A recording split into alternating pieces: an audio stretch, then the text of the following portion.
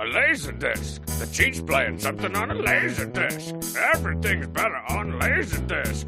Whatever happened to the laser disc? Laser disc. Making pancakes. Making pancakes.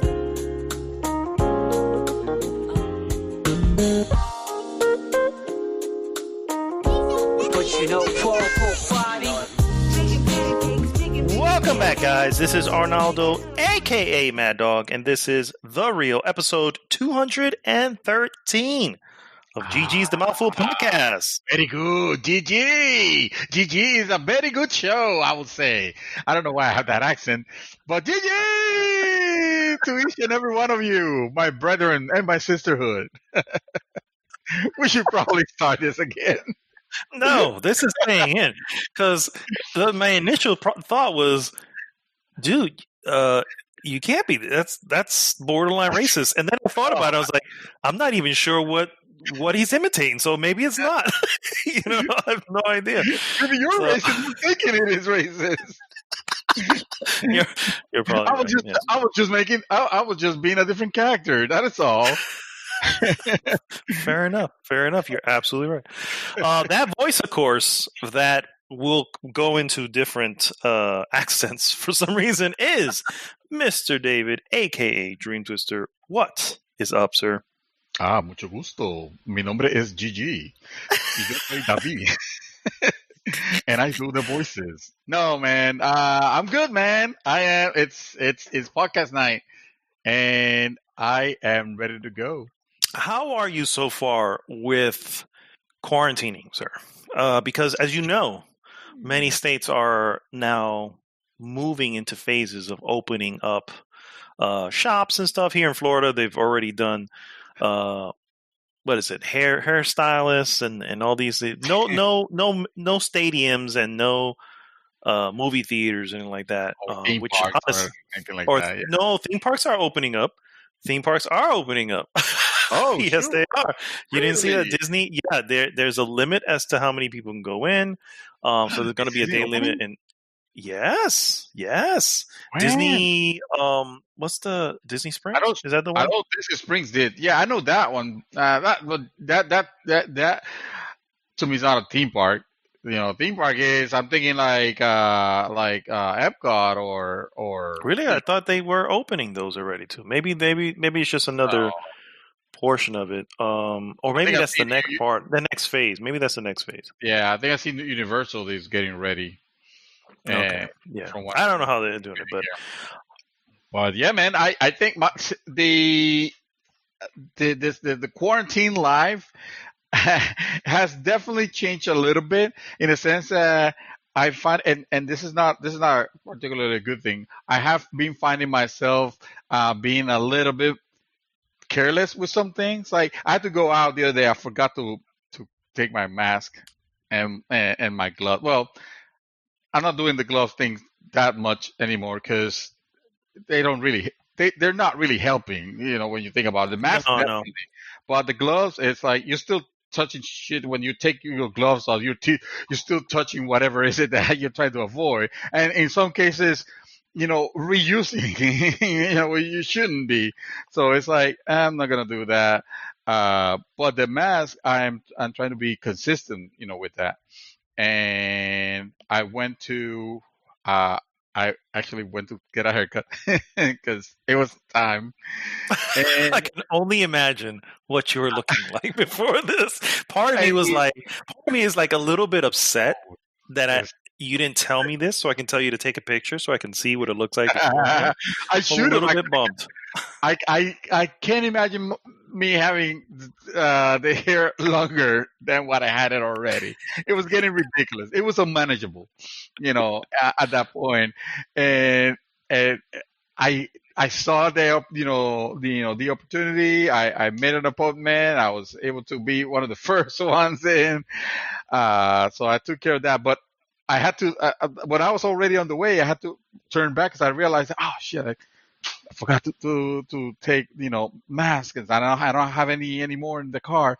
Cause that's another thing that you shouldn't be like super reusing often and often, So You have disposables or like the ordered ones? I had to. Well, I have to. I already ran out of the disposable ones. Mhm. Um, I have actually. I was using the painter's mask, and those Oh ones yeah, kind I of start dirty. those I definitely one time use only. But we have a couple of the blue ones that the standard ones that you see in a lot of people. This that looks rectangular, and they're Uh-huh. blue. We have like packets of that shit. And then but we did order two, actually three. My wife ordered two, and then she had a friend at her job who was making some, and so she made one for me. That's the one that the one that I have that has the Super Mario Brothers on it. Oh, the Uh, one they're wearing right now. Okay, I see. Yeah. the well no, and then we just got another one that has that little weird circle filter thing that just came in Oh, probably this week, and it also comes with a filter and everything. But yeah, the masks. I mean, if I go outside, I don't wear a mask. But if I know I'm going to inside somewhere, mhm. then yeah, I don't Yeah, wear yeah, one. yeah. That's why I primarily did it because I mean I knew that they're gonna be wherever we go. Uh, if we have to go indoors, they're gonna require it, or at least I will hope that they will require it. Some stores are And not. The Walmart here does not require it, and so people come in and out. A lot of people do uh use it, huh. but it's obviously it's not required. It's just saying keep your distance, social distancing. So that's a big one. Yeah, But I yeah, mean, yeah, it's you're inside. It's like yeah, you really should be wearing a mask. Just saying. yeah, yeah. To be honest, especially when there's so many people as there will be in a Walmart, Hmm. regardless of so yeah, I haven't. I need to replenish my the mask again because, like I said, I ran out of those. Not ran out of toilet paper. Thank goodness I can say that. Honestly, I don't know why anybody was ever in any danger of running out of this. Like, really, don't Really understand. understand. It was the stupidest thing. It was the stupidest, but everybody was doing it. So if you didn't do it, you were fun. You were gonna be screwed. Yeah, because if you So, only had like one or two packs stored, and you'd go to the store and they're like completely gone, it's like, well, what the hell? It's like shit. I guess I have no, to do the same. So it's weird, man. it was So weird. ridiculous.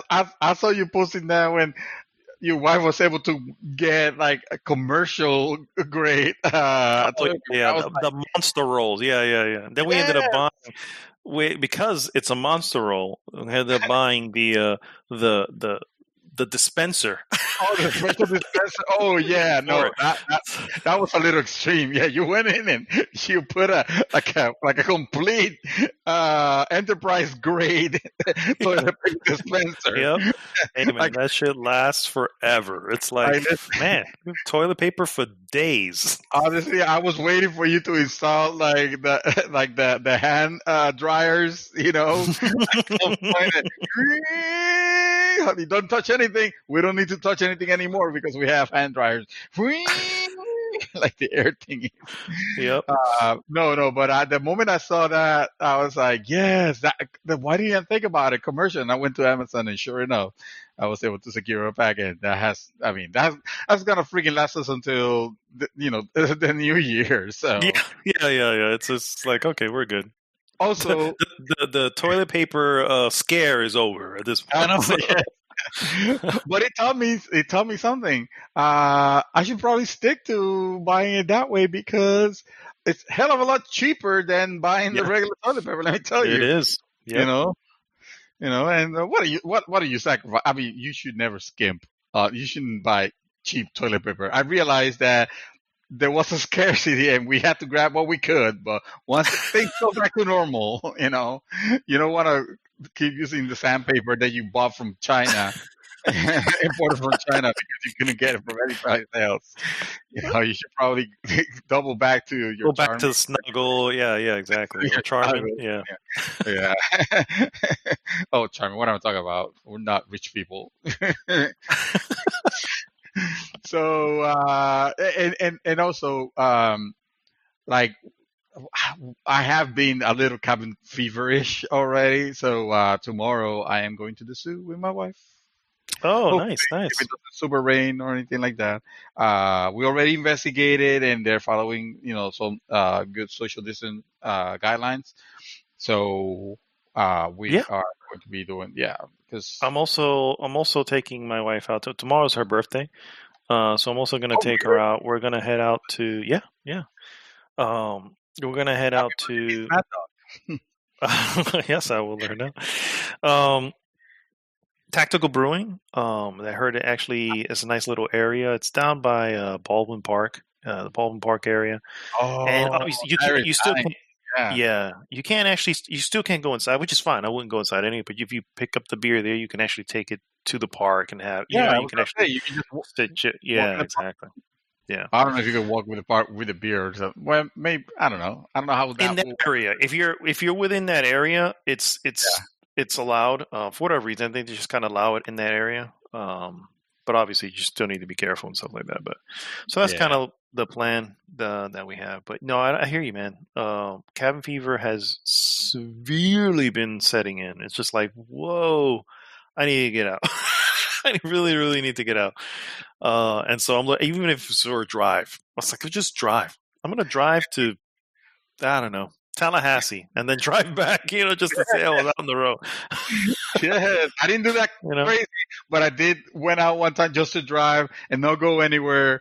Just with me and my wife just talking and just taking random routes. And okay, we're sufficiently lost. Let's put the GPS now because we need to go back home. Yeah. That Sufficiency lost. I like that. Now we're super low. now we're super lost.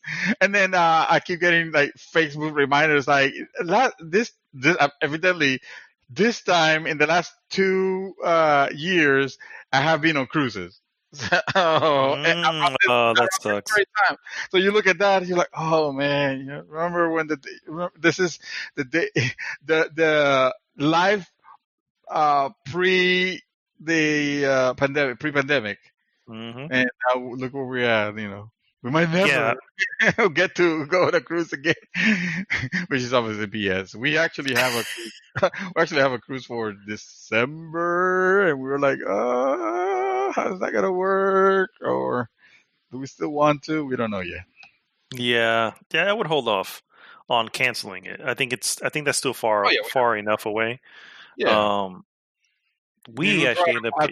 By that. Yeah, we actually ended up canceling the trip. Already canceling the trip to Japan, which I was so freaking bummed about, dude. Don't tell me. That's okay. That wasn't. They didn't even have the Olympics.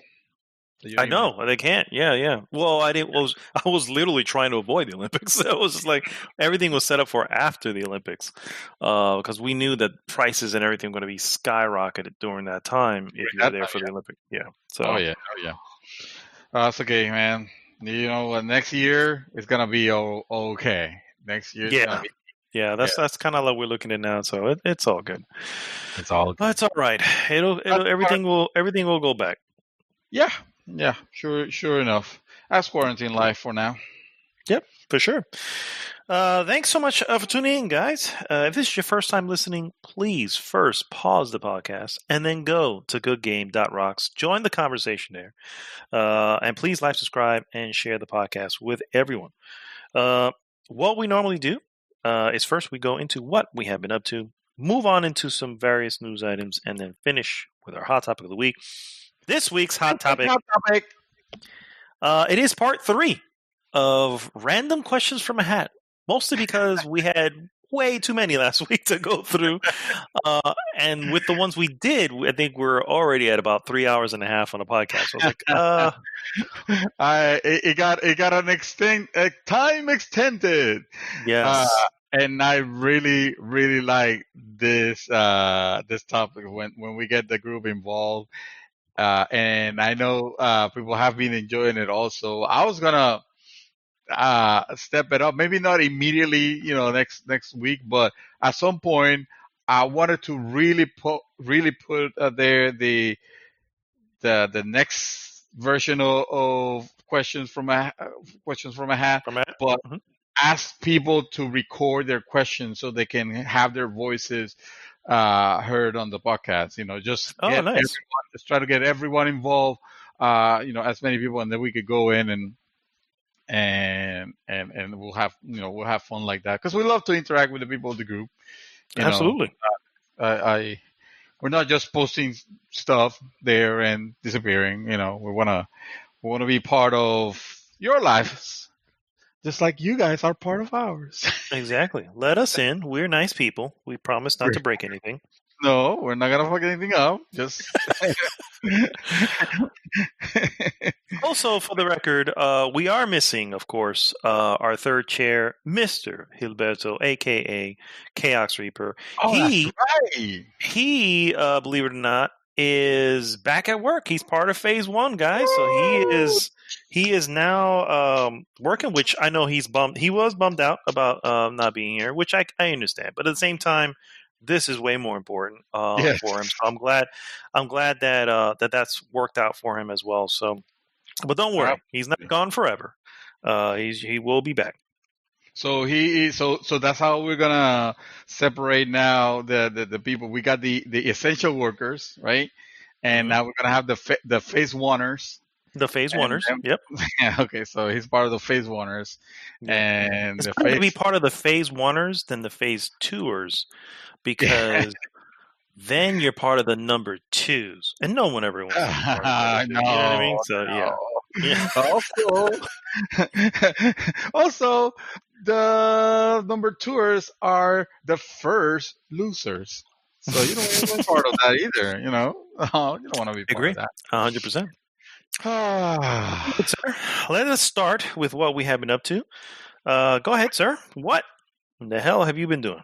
Well, this is gonna be a disappointment for a segment because I haven't. More keyboards. Okay. Yes, Are you serious? Oh, get the hell out of here. that has been happening lately. I think I don't know if you saw. I posted a video. I didn't post it. I didn't post on the group because I didn't think it was related. But I guess I could just for giggles. But I had the opportunity to grab my work keyboard.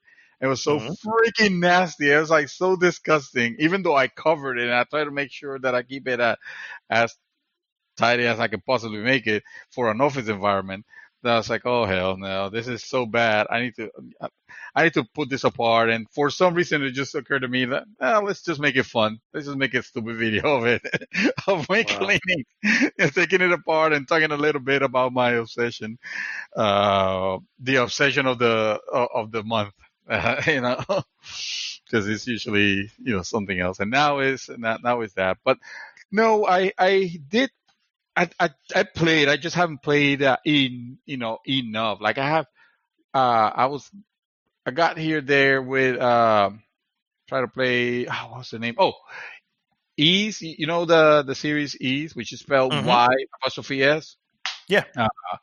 So I really liked the first Ease when it came out in Master System, back in the day, and then they remade that game. And that series have been there's a long list of games from that series. Most of them came out on the PSP of all systems. But they made a prequel called Ys Origins, Oh, okay. and I believe it came out in 2012. And I was like, well, this would be a cool one just to see, just to try it out, and I started playing it, and it's basically it's an action RPG in the similar to like a Zelda will be, but the dungeons are not. They're not dungeons like that that are so intricate, that are almost puzzle-like in a sense. It's not that. If anything, this is very. You move super fast. You swing your sword super fast, and you're just navigating through this to this open environments or dungeons or areas. And I put about 3 hours on it, and I was like, yeah, I think You're done? I'm not getting it. Oh, It I'm was actually one looking at the trailer, and it looks pretty good.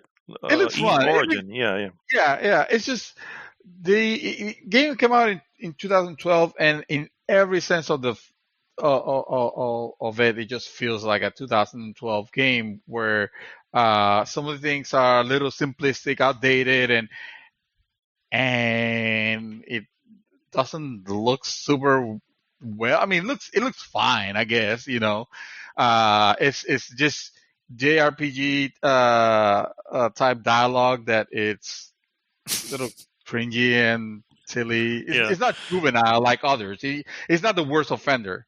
Mhm. It's just like I wasn't feeling it. I'll probably go back, to it, but it was not the game that was calling my attention to play at the moment. So I kind of put it aside and went back into looking at keywords again on Reddit. I was playing. I did load Luftrausers. Oh, nice.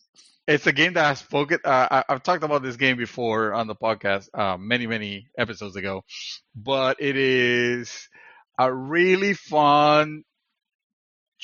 How would you describe this? Because when I say shooter, I don't want you guys thinking it's like a first-person shooter or anything like that. No, it's more like a bullet hell, right? It's like a Yes, there you very go. old school bullet hell. Yes, it feels like not so much like shmup in the sense that yes, you are trying to avoid getting hit, but you're not going into this linear fashion. It's not like R-Type or those type of games. You take off on this experimental planes that you actually select your parts. It's not super intricate. It's basically just you're choosing your body, you're choosing your weapon, and you're choosing your propulsion, and you mix and match. And as you play, you unlock more parts. And one of the cool things that it does is that as you mix and match your parts, it changes the soundtrack, the tune. So it only has one song playing, when you're flying, but the instruments that get added or removed, it depends on what kind of weapon you're using or what kind of body you have, and it's a very cool soundtrack. If we could call it that. It's just one song, but it is very cool. The different the when you're putting them together, it might as well have hundreds of songs. You know what I mean? Because every time it sounds different. It's like a different permutation of the same song. Of the same song, yeah. So cool. Yeah, it sounds so cool. But it's not. There's no story or crazy anything on it. This is just. I just want to sit down and shoot some stuff and listen to the cool music. Mindless fun. Mindless fun, exactly. The whole thing, the whole game plays through like a sepia tone filter. So even the color looks kind of weird, but it's cool. I've seen it. I've seen this game on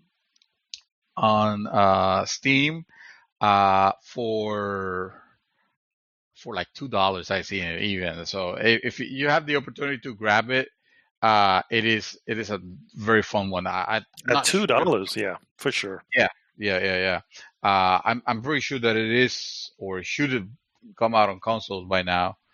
It did. That's how I played it. Yeah, right. It's something simple. The graphics are not great. They're very lo-fi. They are lo-fi, but I mean, at the same time, for the lo-fi that the style that they went with, it's still pretty detailed, and the game moves really, really well. Considering, you know what I mean, there's a lot of stuff on the screen sometimes. The only thing I could say is that there is a little bit of a challenge getting the handle of maneuvering, of flying, because it's not like regular flying. You know what I mean? So it's like it's so once you get that, is when you can really have some fun with it. But it's fun to describe it because it's almost like you're flying, but you have tank controls. Something similar to that. I mean, the Yeah. problem is that you have to aim your propulsion down to keep yourself elevated. Yes. But usually that's the back of the ship, and if you need to shoot, now you have to spin your ship around to shoot towards the enemies. But once you start doing that, now you're going to be falling. So now you need to turn again to propel yourself up. So it is a, I don't want to say it's kind of challenge. Honestly, the challenge behind it is getting the hang of that type of maneuver. Once you get the hang of that maneuver, then you're just really beating your own time and beating your own score. And shit like Yeah, that. So, and it depends. It really depends on how you configure your plane. Because if you could get used to, let's say, a particular type of body, which is very resistant to weapon fire from the enemies, but it moves you very slow, very sluggishly. You're basically a cow with wings at that Mhm. point. Or you can have something that is extremely maneuverable, and because of that, you can't barely control it.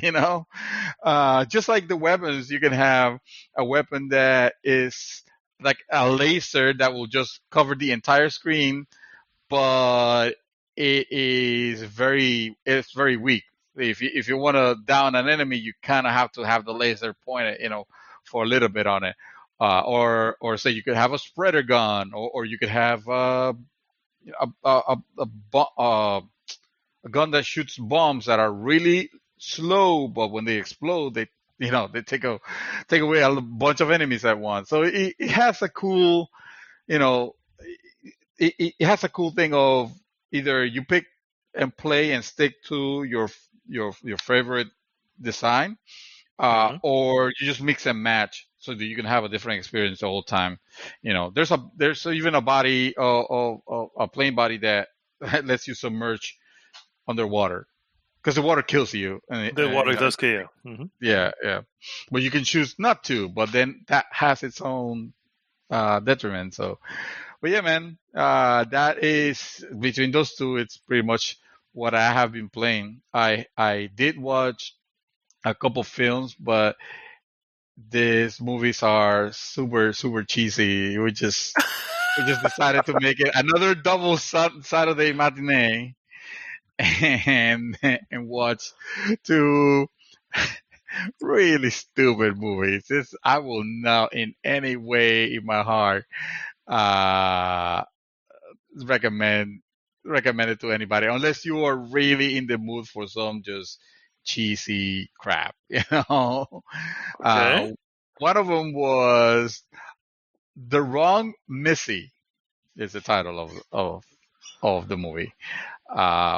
It's a That movie. is not anything I've ever heard of.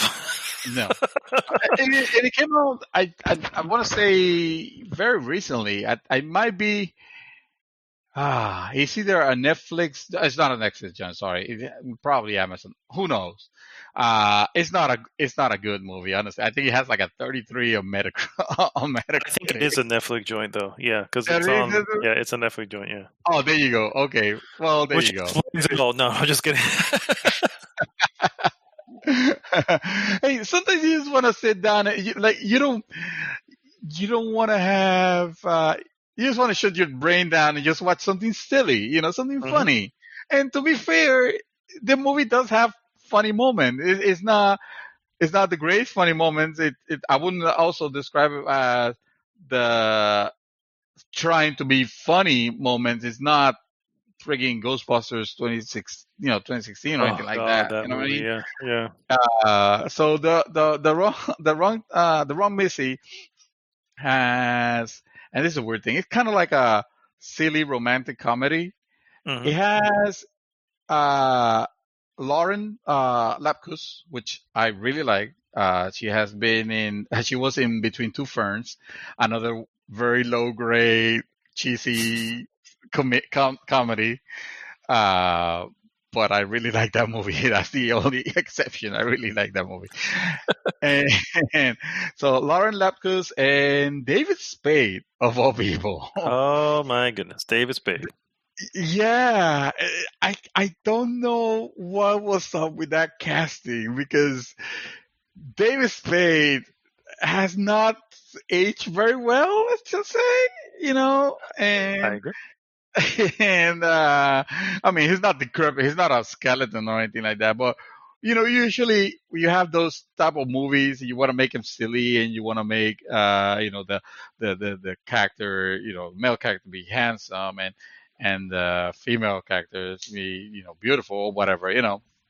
Uh, and I don't know where where David Spade as casting was really aligned here, but hey, like who cares? For the type of movie it is, I'm not gonna be picky. And the whole thing with it was that, and this is this is purely trailers, so this is not spoiling anything.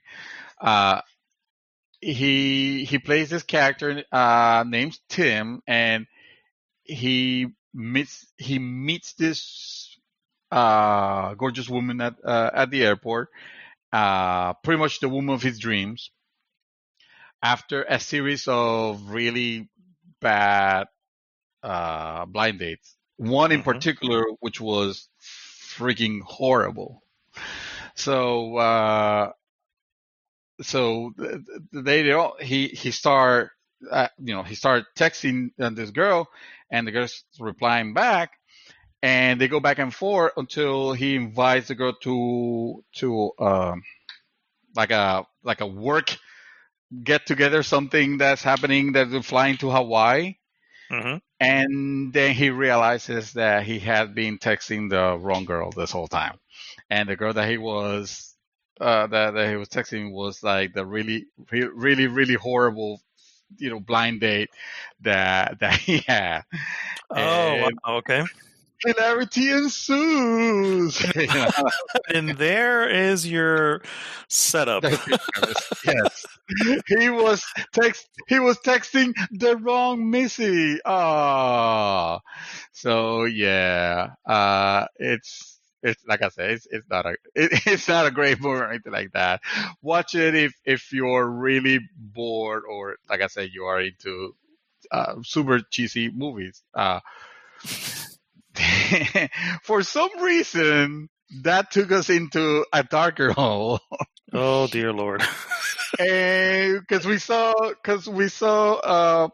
a recommendation of a Jim Carrey movie, and we're thinking, oh, what? I remember Jim Carrey movies that they used to be, pretty funny. And I got a few of my favorites. Liar Liar is my favorite Jim Carrey Liar movie. is great. That is a Oh, great it's film. fantastic. Yeah.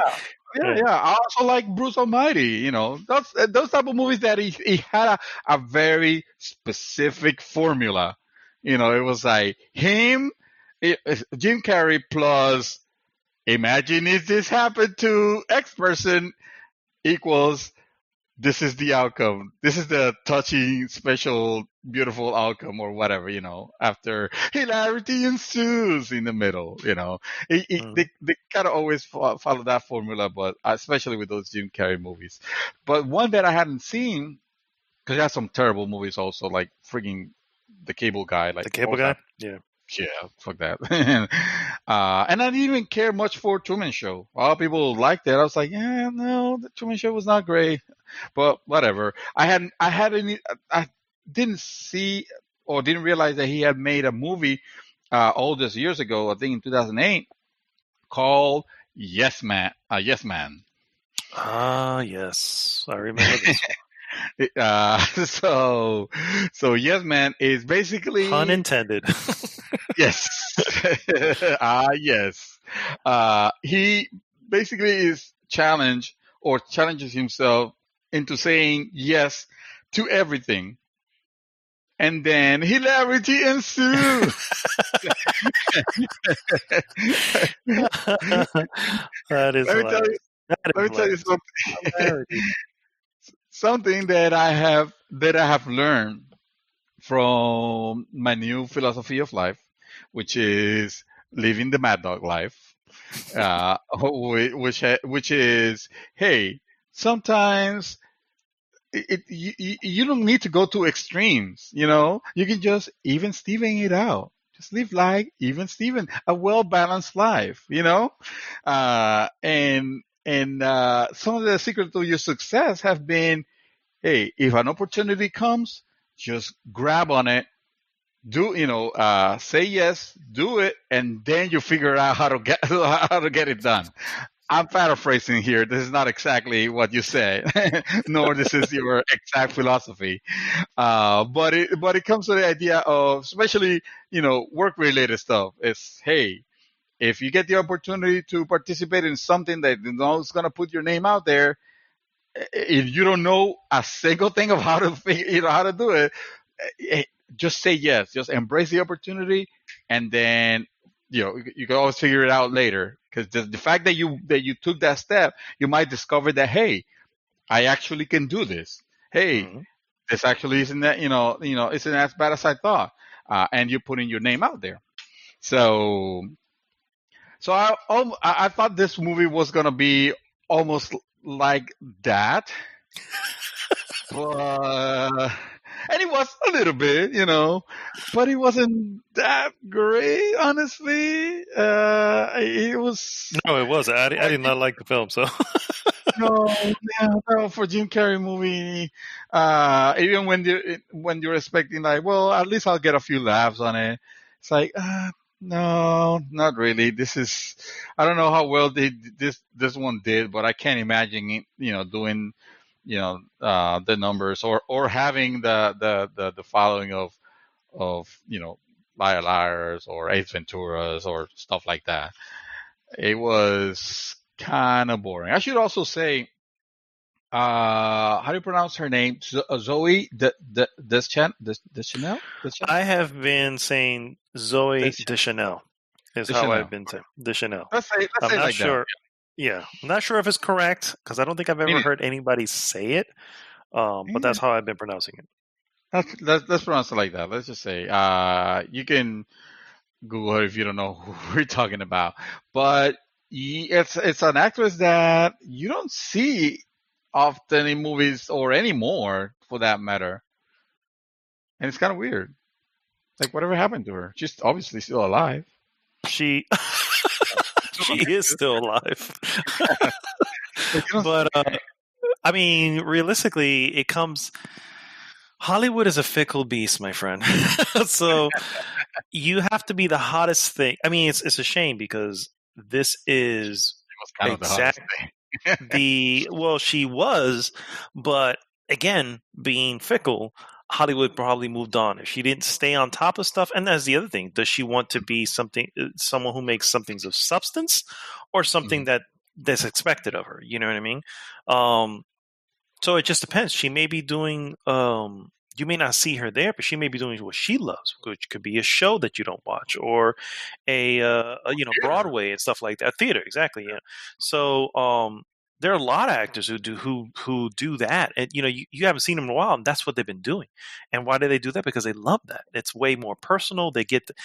There is something to be said about getting applause immediately than there is by seeing your film up on the thing. And when you see your film up on the thing, the first thing you get is a lot of bullshit. Oh, they fucked up. This person knows what they're doing. You know what I mean? You always get that, whatever. You know what I mean? So people who go to see you in the theater go to see you in a theater. They know what they're getting into. They know what they want, and that's what they're going to see. And so what you get from them is more of an appreciative of return immediately. And so that's why a lot of actors go that route, which I can't blame them. I mean, I think that's, if I were ever to be an actor, that's kind of where I would want to be anyway. But yeah, that's probably what she's. I know she was in a show. She was in The New Girl. That was her show for a long time. I don't think that's on anymore. No, The New Girl's not on. But yeah,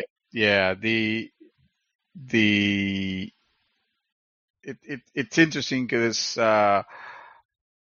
just like you said, it felt like she was an actress that at one point she definitely had a lot of spotlight on, but it was for like a very brief period of time, and like, yeah, it was weird. But anyway, Yes Man is no thank you. You can say Nice. Yeah. Nice. That's my story of quarantine for a lot of fucking keyboards. A lot of Oh keyboards. wow. And I'm not talking about the musical ones. I'm talking about just plain old computer keyboards. So yeah. Well, mine has been. I've seen a lot of films this week, so I'll get to that in a second. Let's start with my gaming. Oh, I'm sorry. Were you done? Oh yeah. I'm Okay. done. It sounded like you were. Wait, I'm not done yet. Oh no. No. I'm done. Definitely. Oh, You cool. need Yeah. to fill my quota. No, you're fine. As you guys know, I was playing Vampire, and I was still playing it, and I gave it the old college try, guys. Let me tell you, I had to have put in easily a good 12 hours, and God, this game is boring. It is absolutely Ah. boring. And it's funny because I can see what they were trying to do. I can see what aspects we're doing. So to quick recap, you're a surgeon or like a doctor in 1918. So the time of World War I is just on its final year. The Spanish plague is happening. All that's happening, and you're in London, and you get transformed into a vampire immediately at the very beginning. So now you're trying to find out, one, who transformed you, and also try to survive, because you're a vampire and you have to get your blood. But on top of that, you don't want to go killing everybody. Although you could, technically, you could just go that route. That is an option. You're a doctor. Which honestly, No. honestly, I should probably have just went with that. That probably would have been way more interesting than what I was doing, because I was going a different route. And the way it is, you talk, so you meet people, you talk to them, you're in the hospital, and you have conversations, and suddenly, different conversation branches open up when you speak to somebody else regarding something. And I was like, this started off fairly interesting. And as you get them, their blood quality goes higher, right? And if you were to kill them at their highest, you get huge amounts of XP, which will make you stronger in fighting. Right. When you have What's to, the combat is so stilted. It is literally / dodge / dodge, right? That's essentially the game, right? You have some abilities. You have your weapons, and I generally, at the point that I was using a hatchet and this thing that you can actually kind of knock them out to get them dizzy. And if you do that, you can grab them so you can bite them, and then you'll get some health back, and you also get some blood back, so that allows you to use blood powers. Blood powers. Blood powers, yeah, it's not as interesting as it sounds. You obviously unlock stuff as you go through your experience. The experience you gain as you play becomes the points that you can use to open up new stuff. So it's just realistically boring. The fights are boring. They're long for no reason. It's just like this one battle against what looked like a large werewolf in a sewer.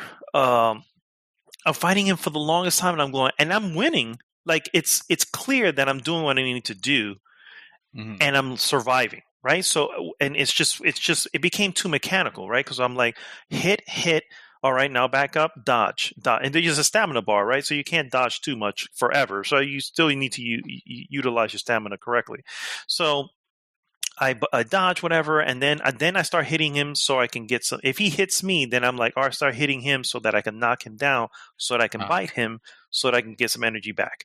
And then lather, rinse, repeat. That's basically what you're doing. And now the problem is, their bar of energy is so freaking big. It's like, and this is what you're doing for the 10-minute fight that you're doing. And it's like, it's the same shit over and over and over again. It's like, and then I'm like, okay, well, maybe it'll be different for somebody else. But then you fight another quote unquote boss. And sure, the fight may be a little bit different, but now it's a different method, but you're still lather, rinse, repeating again. So now you figure out the method. Now you have to do this for a while until you beat them. And that's basically it. and that's combat in general.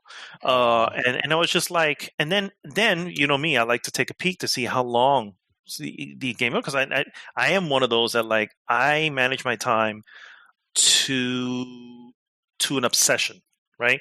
Some might so I- say. Some might say that is exception. And so I look and I go, the average time to complete the game with the place I go to is howlongtobeat.com, right? And you just put in the game Yeah. you want and it gives you. If you just do the main story, it has you the main story plus some side story, and then you have the completionist. So 3 levels.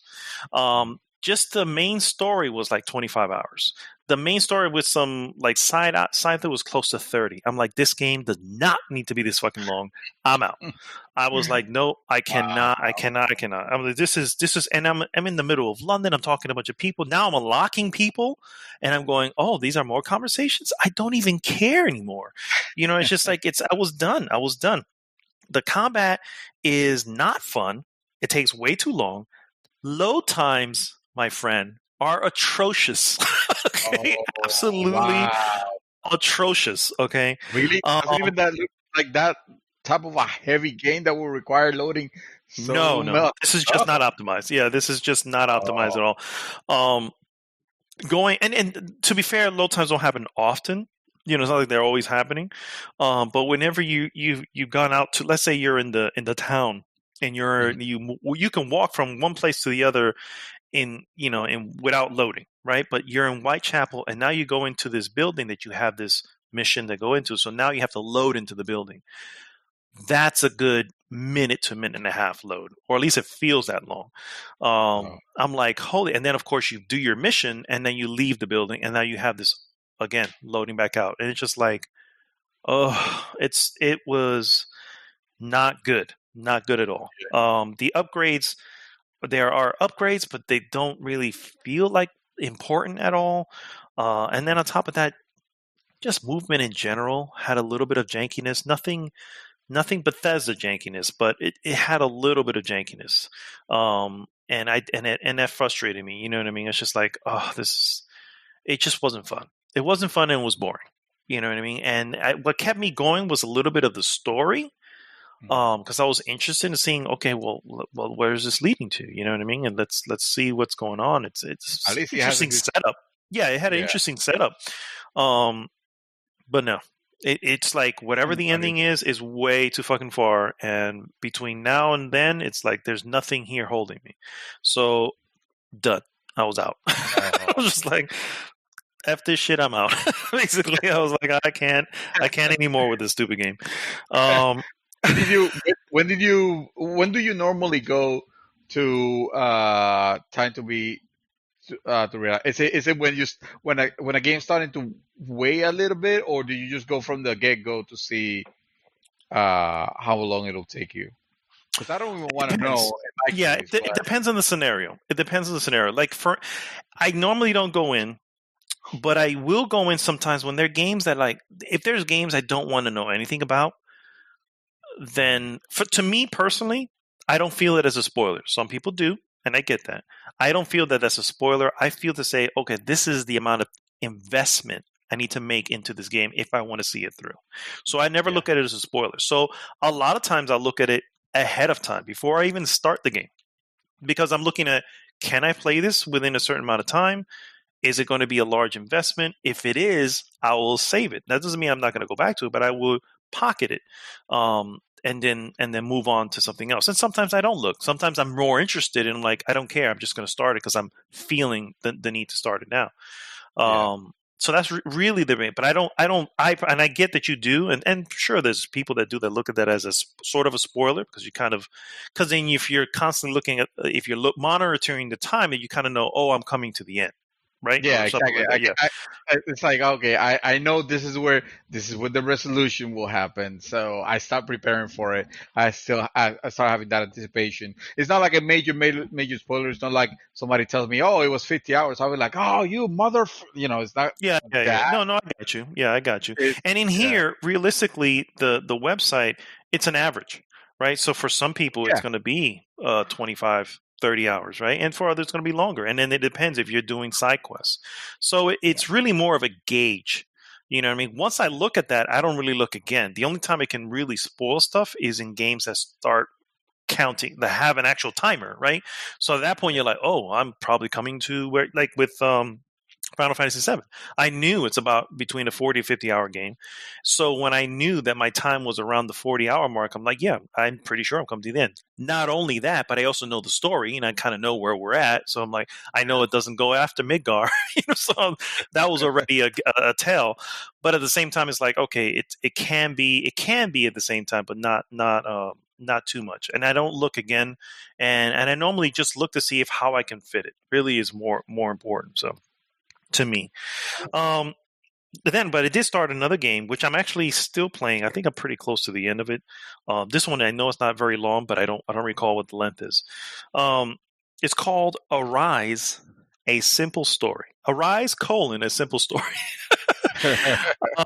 And what it is, it's an interesting premise. First off, it's a game type. I would probably call it, let's say, a 3D platformer is kind of the type of thing it is.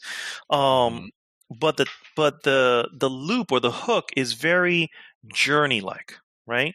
There's no talking. There's grunting from the main character. The main character you play is an older guy, and this is not a spoiler because this is literally in the trailer. But at the very start of the game, this guy you play is on a pyre, dead, and your family or someone is literally putting a fire to that pyre, and as they put the fire to the torch to the pyre that you're on, or whatever, or the whatever you're on that's about to burn, you automatically transfer to what can be considered heaven or whatever it could be. Not really heaven, but it's a beautiful snowy mountain area. Yeah, some sort of whatever. And at this point, he starts to access memories and sort of play through these memories from childhood up until most likely death. At this point, I haven't got that far.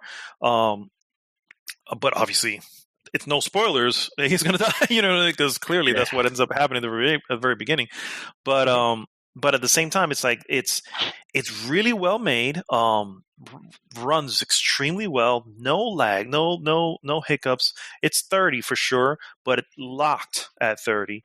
The gameplay is rather the special effects. You hear me? The graphic style they went with is simplistic, but very almost Disney-like. The game actually plays almost like a Disney short. You ever seen like those Disney movie shorts? Yeah. So it kind of feels and plays like that. The music swells at great points. That's a very good description, because when you look at it, it hides the fact that obviously there's not a lot of jagged edges and like and a complexity. If anything, it almost looks like what do you call that? What do you call that? Platicina? What do you call that? I'll find out. Don't know what Platicina is. Sorry, I can't help you. Only few Spanish people know. Yeah. I'm sure. But it has that almost like a plasticky look to it. Yeah. It looks it looks like like I said, I honestly can't think of it as like a Disney short, right? The character is an older character with a beard and almost like Santa Claus type of big stocky guy, but you can't see his eyes. You can see the space of his head where eyes should be, but they weren't designed to have eyes. So you can see his beard and whatever, stuff like that. It's just the Play-Doh. What I meant to say. The Play-Doh. Okay, there you go, Play-Doh. So yeah, we can go with that. It's Play-Doh, That's what I meant to say. Okay. Also, the look of it reminds me a lot of this. Oh my goodness, what was this other game that was like a soul, almost like a soul-like type of game? And it's Ashen. Remember Ashen? Ashen, yes. Yeah, it's actually very similar. I think that's very close to the art style of it. Yeah. Some of the gameplay has to do with time. So you can use this is where it kind of bothers me a little bit because I'm used to the right stick being able to control the camera. Well, Uh-huh. there is no controlling the camera. It's a fixed camera. It fixes where it needs you to see and go, which is good because it obviously is directing you that way. But at the same time, I have a habit of hitting it to try to move the camera, and it doesn't. And what it does do is move time. It'll move. It's almost like time is this within these two bars, end and beginning. So you can forward it, and water will rise all the way up and help you like a piece of wood in the water would, or a piece of wood on the floor will now be in water, and you can kind of cross. Um, in some sections, it's a mountain, and the mountain kind of breaks apart. You know what I mean? And then you can kind of put it back together. Shit's falling down. You can stop it in the middle time to jump on it to move up. You know, stuff like that.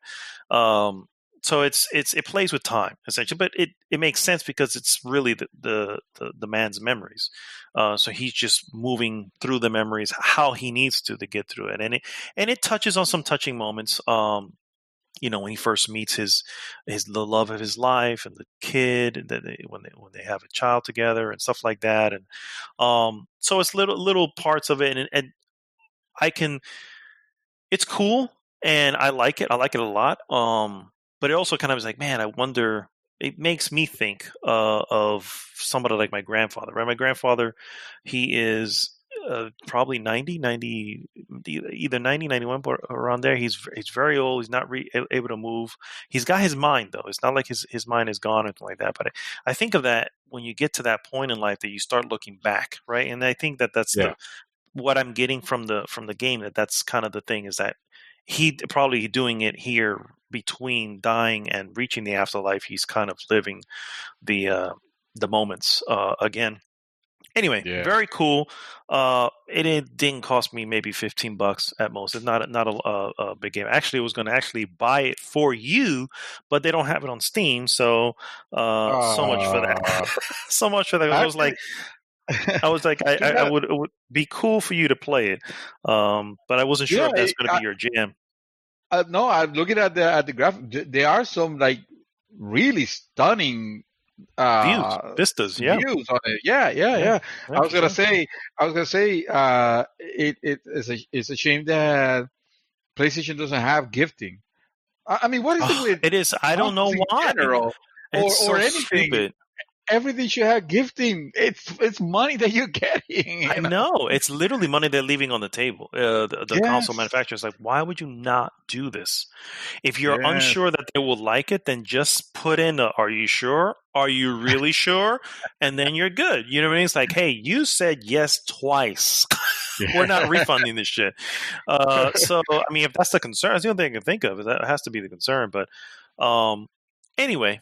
Maybe you'll find it one day in your games list somewhere. We'll see. But yeah, it's a very I can definitely recommend. This is obviously a very indie joint. This is a very Mad Dog indie joint right here for the record, guys. But I love this is the type of game that literally I grasp onto immediately and like, yes, I want to play this. I want to play. And on top of that, it's not a long game. You know what I mean? It's not a time sink. It's not something you have to dedicate a lot to. You can probably beat it in a day. I've just because I spent so much fucking time on freaking Vampire, and I gave up on it late in the evening. Otherwise, I probably would have already been finished with Arise because I'm sure it's not very long. But yeah. And you're right. When you see whenever your games like this pop, you tend to see a lot of them on PC, and I'm like, oh man, if you only you have to play on PC, this would have been a perfect thing. I hope that it gets to console someday. And sometimes it surprises me, and they do, like frigging the one that you beat not too long ago with the ship.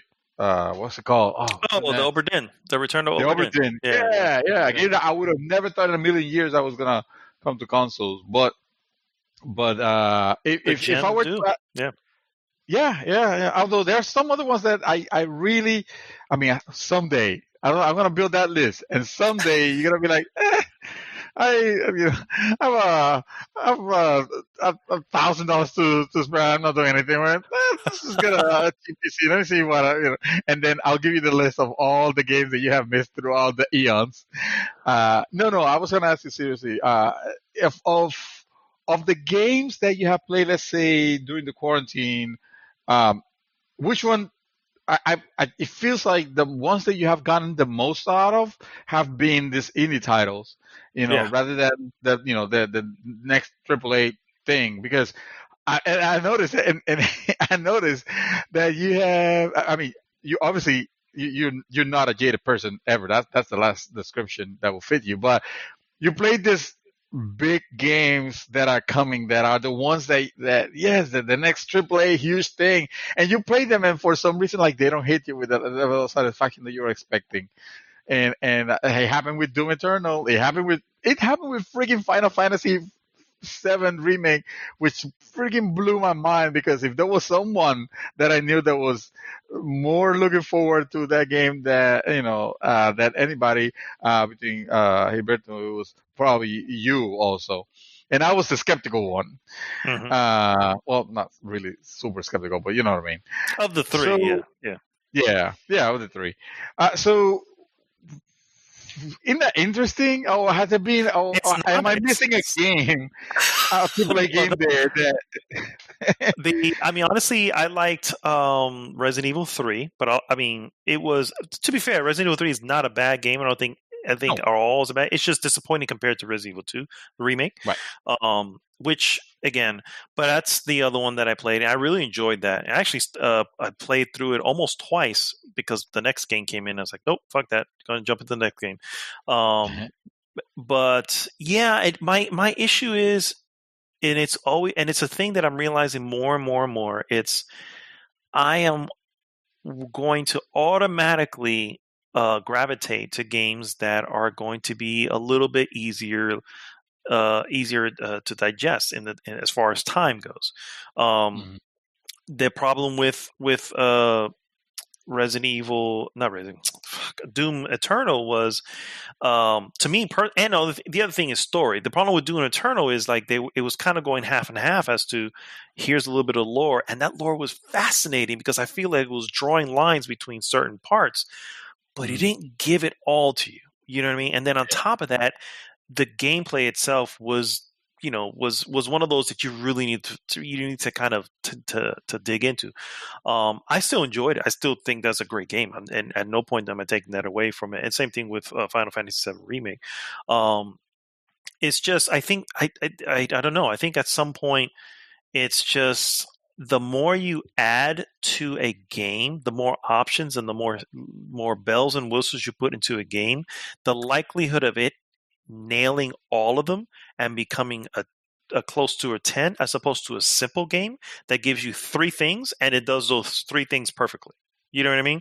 So because it does those three things perfectly, it's, to me, a more perfect game than this other game that does 12 things but only does 6 or 7 of them perfectly, and the other parts are like, well, they're okay. You know what I mean? So, and I think that's kind of where that's kind of where I think it may come to. And on top of that, like I said, they're smaller, easier to digest, and I love those because I can easily revisit them for any reason else. Like I've played Journey, God knows how many times, and just randomly one day I go, let me just play this. It's only 2 hours long. You know, I can play it from the beginning to the end, sit back and just the length of a film, and it's gorgeous. To this day, it's a gorgeous game. So it's like, yeah, exactly. And it has the music and everything just kind of really moves you regardless, especially if you haven't heard it for a while and you hear it again, you go, oh, that's so beautiful. Oh, look at that beautiful moment. Look at this beautiful whatever's going on at the point, So I think that's really that's my theory as to why that would be. But don't get me wrong, I still love Final Fantasy VII Remake. And I still enjoyed my time with Doom Eternal and all the other ones, But yeah, I think that's probably what it is. So that's all I played. For movies, let me go. I don't want to kill too much time here. Let me go through, because I've seen several. First, and Every one. Yeah, and nothing newer than 1989. Just FYI. I think I know where this is going. Nothing newer than 1989. Something beat you, bro. Something beat you. What could it be, I wonder? I don't know. So, first off, I saw a film that This is an interesting. It's called Sunset Boulevard, and I highly recommend everybody watch this. This is a black and white film, 1950. If you're not into that shit, then don't do it. But if you are, and you're okay with it, then definitely do it. Yes, Okay. absolutely. Sunset Boulevard. It's basically it, and it's, believe it or not, it's a well known film. There's actually a video, like one of these video essays that compares that movie to and the similarities of the Sunset Boulevard to Parasite. And it's just little aspects of it, but yeah. So just so you know that it's a well known film. Anyway, so the whole purpose of the film is there's a screenwriter that basically is struggling and suddenly gets involved in sort of this relationship with an old. I don't want to say old. Excuse me. And let's call her a has-been, right? She was the best star of the times when there were silent films, right? And this is one of those transition points where she feels silent films were where it's at, and now with all this audio and all this BS, nobody wants that crap. Blah blah blah blah. And she is like that star that everybody knows, but it's gotten a little bit crazy because she's a little bit older, and she's got lots of money. She's very rich. So he ends up getting involved with her in the sense that he pretends to, yeah, sure, she has like a fucking script, but she's horrible at writing. But he's like, oh yeah, I'll fix it up for you, and for a fee. So she ends up falling in love with him, and then he doesn't really like her because she's significantly older than him, and he's kind of liking this other girl. And anyway, this would be the point where hilarity ensues. Not really. A little bit of hilarity, a little bit of tragedy, all ensue. You know what I mean? It does get crazy. It's really, really a really, really well written film, extremely well written film. And I discovered this director, Billy Wilder. Billy Wilder, believe it or not, there was this video which I'll share into the group. I don't know if everybody's interested in it, but I'll share it to people. It's basically best screenwriters of all time. And of course, you have your Quentin Tarantino, you have your Coen brothers, you have all these good names and all this BS. And the number one person, Billy Wilder. And first thing I'm like, who the fuck is Billy Wilder? I have no clue. And so that's kind of what led me into this particular movie. And I have a list of his bests that I'll get to eventually. I don't know. So that's Sunset Boulevard. Really cool film. Really funny. And very enjoyable. And then because of a particular game that's coming out soon, I jumped back into some of the older films that I have on my list that I just haven't got to. The game, of course, is Ghost of Tsushima, and the fact that they're going to have a samurai cinema mode, which I think I'm going to play the entire game in that. I can see it. I can see it happening. So because they have that, I'm like, I need to at least go a second back. playthrough. Well, I don't know, because it's an open world game, so God knows if it's That's true. maybe a mission or two in samurai mode. I don't know. There you go. We'll see. Yeah, exactly. We'll see how it is, because it looks gorgeous in that samurai cinema mode. I was like, I love this. I've seen a bunch of Akira Kurosawa films. Not all of them, but I'm in my life, I'm trying to work my way through them. I saw Sanjuro, which is actually a follow-up to another film I did see, which is called Yojimbo. These two films, if you ever heard of the film For a Fistful of Dollars with Clint Eastwood? Yes. Okay, and then A Few Dollars More, also with Clint Eastwood, and then that leads to The Good, the Bad, and the Ugly. The Good, the Bad, and the Ugly. Those are all spaghetti western films that Sergio Leone did and used Clint Eastwood. Their stories are based off of Akira Kurosawa's stories. The difference is you have samurais here, and you have cowboys in the other one. So this is essentially what these films are. So Sanjuro is a follow-up piece to Yojimbo, where Yojimbo would have been the Fistful of Dollars, and it's essentially a simple story. These group of samurai end up befriending an older samurai who's kind of like a ronin. He has no master. But he overhears them in conversation, and they basically, he helps them out, and it's awesome black and white samurai type of film, essentially. A lot of fun, well thought out. Some of the best black and white visuals, dude. I can't explain how some of the angles are done. Where you look at this and go, "Damn, they did this back then." This is, by the way, 1962. This is when this film came out.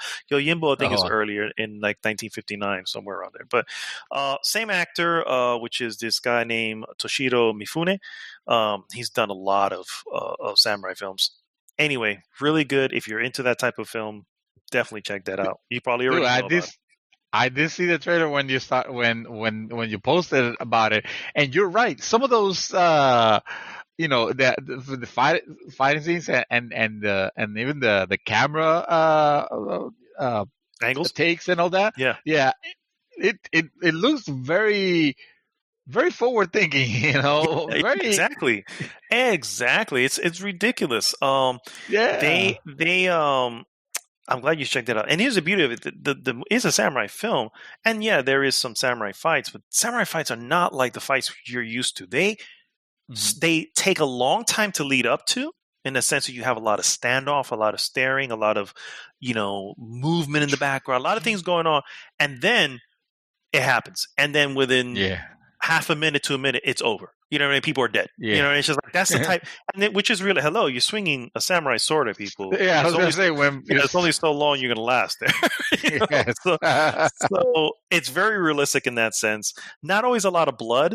And you don't see a lot of blood happen as a swing happens, which is what you're kind of used to nowadays when you look at more current films. So obviously, if you get past that, it's fine. The Kill Bill showers. Although Sanjuro does have a moment like that. I will not lie, it does have a moment like that. But it's also like one of the best cinematic moments in whatever. But anyway, so that's Sanjuro, and then I saw, finally, filling in some gaps in my knowledge, guys. Back to the Future, the first part, and Back to the Future Part 2. And eventually I will get to Back to the Future Part 3. I gotta say, these movies are not that great. Let's say it. I mean, I guess for their time. Oh, not now. I mean, try to get someone to watch Ghostbusters, the original, right now, and it doesn't matter how much you feel about them, the other person's gonna be like, what did I just watch? Oh, yeah. You're probably right. Although I will say one thing. I think that I enjoyed Part 2 more than Part 1. Not by a lot. Not to say that one's bad and one's good. But I saw the first one, and I'm going to speak openly, guys, about a film that's 30 years old, for the record. So I saw the first one, and I enjoyed it. I really did enjoy it, for the record. I did enjoy it. I'm not saying that they're bad. I love Michael J. Fox. I love the silliness of it, and it is silly in a lot of moments. I love the Doc. Doc Brown is really, really hilarious to me. I think he's really, Christopher Lloyd is hysterical. And so I do like a lot of it. It is silly, but it's also meant to be silly. In Part 2, I was immediately taken back by the fact that, did you see Part 2? Yes, I did watch Part 2. So, I don't remember anything about Part 2. I do remember Part 1 was my favorite. Part 2, it was the Matrix thing where I felt like, no, they didn't need to do this. They're obviously milking. I was thinking the same exact thing. I started watching Part 2, and Part 2 takes them to the future, starts off in the future. Mm-hmm. They're also still in the same town, because God knows no other town exists in the entire world other than this town. The future, which is our past right now. Yeah, 2015, that has flying cars, for the record. So I'm going, where the hell are these flying cars? Why are we not having flying cars? Now you're getting the memes. No. Yeah. It's like, 2015 is the year that he visits in the future to save his son from doing something stupid. It follows almost to the T a lot of the same beats of the first one. Mm-hmm. Right, so I'm going, is this what they did? This is like the Hangover 2 from the Hangover 1. This is not, okay. But then, plot twist, they go back. They're only in the future for 20 minutes, maybe, or 20 to 30 minutes at most. And then they go back, and then they realize that, obviously, the story. So the something happened, you know what I mean? And their timeline now is not the same as it was before. Now they have to go back to the 1955 and fix shit. This is where I say the movie really got good. To me, I was just like, so now we're retreading and trying to avoid running into stuff, and you're seeing everything that just replayed in the first one I just saw, and I'm going, oh, this is, and then he's trying not to fuck shit up, right? He's trying not to mess it because the timeline's already fixed. We don't want to mess it up, but we need to get that book. We need to get that stupid book. And dude, I got to tell you, I walked out of that one going, this is a lot of fun. That's why I felt like I part two got to me a little bit more than part one, because it really, now that first part really left a sour taste in my mouth, and at some point I was like, ooh, I don't think I'm going to make it through this film because this is stupid. But then what it leads to, and all the jumping around that it does at one point, I'm going, okay, this is cool. And then, of course, leaves you on a cliffhanger for part three.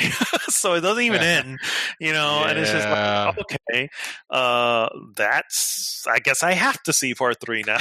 You know what I mean? I have never watched part three. I did not like the premise of it when I started looking at what it was going to look like. And I have that whole, that gap in my Back to the Future. Oh, you do? Okay. Yeah, I've never seen it. But frankly, it's like I remember being entertained by the second one, but I watched the one and I never cared to watch it again. The second one, the first one is one that I will rewatch. I mean, not now. I won't actively seek for it, but if it's playing somewhere, I'll sit down and watch it, and I can enjoy it. Like I remember, all those moments like a classic movie, Mm-hmm. Yeah.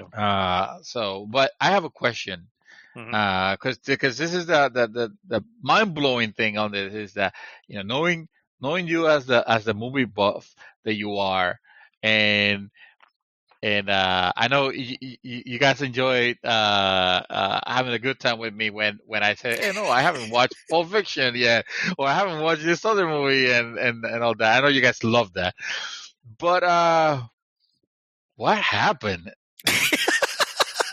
Honestly, here's the deal. I think I cannot for sure say that I have seen the first one, because there are parts of it that I did recognize as I was watching and go, oh, this kind of seems familiar, but I don't know if it's because I saw this part in like pieces of watching, like it's on somewhere and I just whatever, or I actually saw the film, because there are some parts of the film where I'm going, you can ask me right now what's going to happen. I have no clue. I couldn't tell you.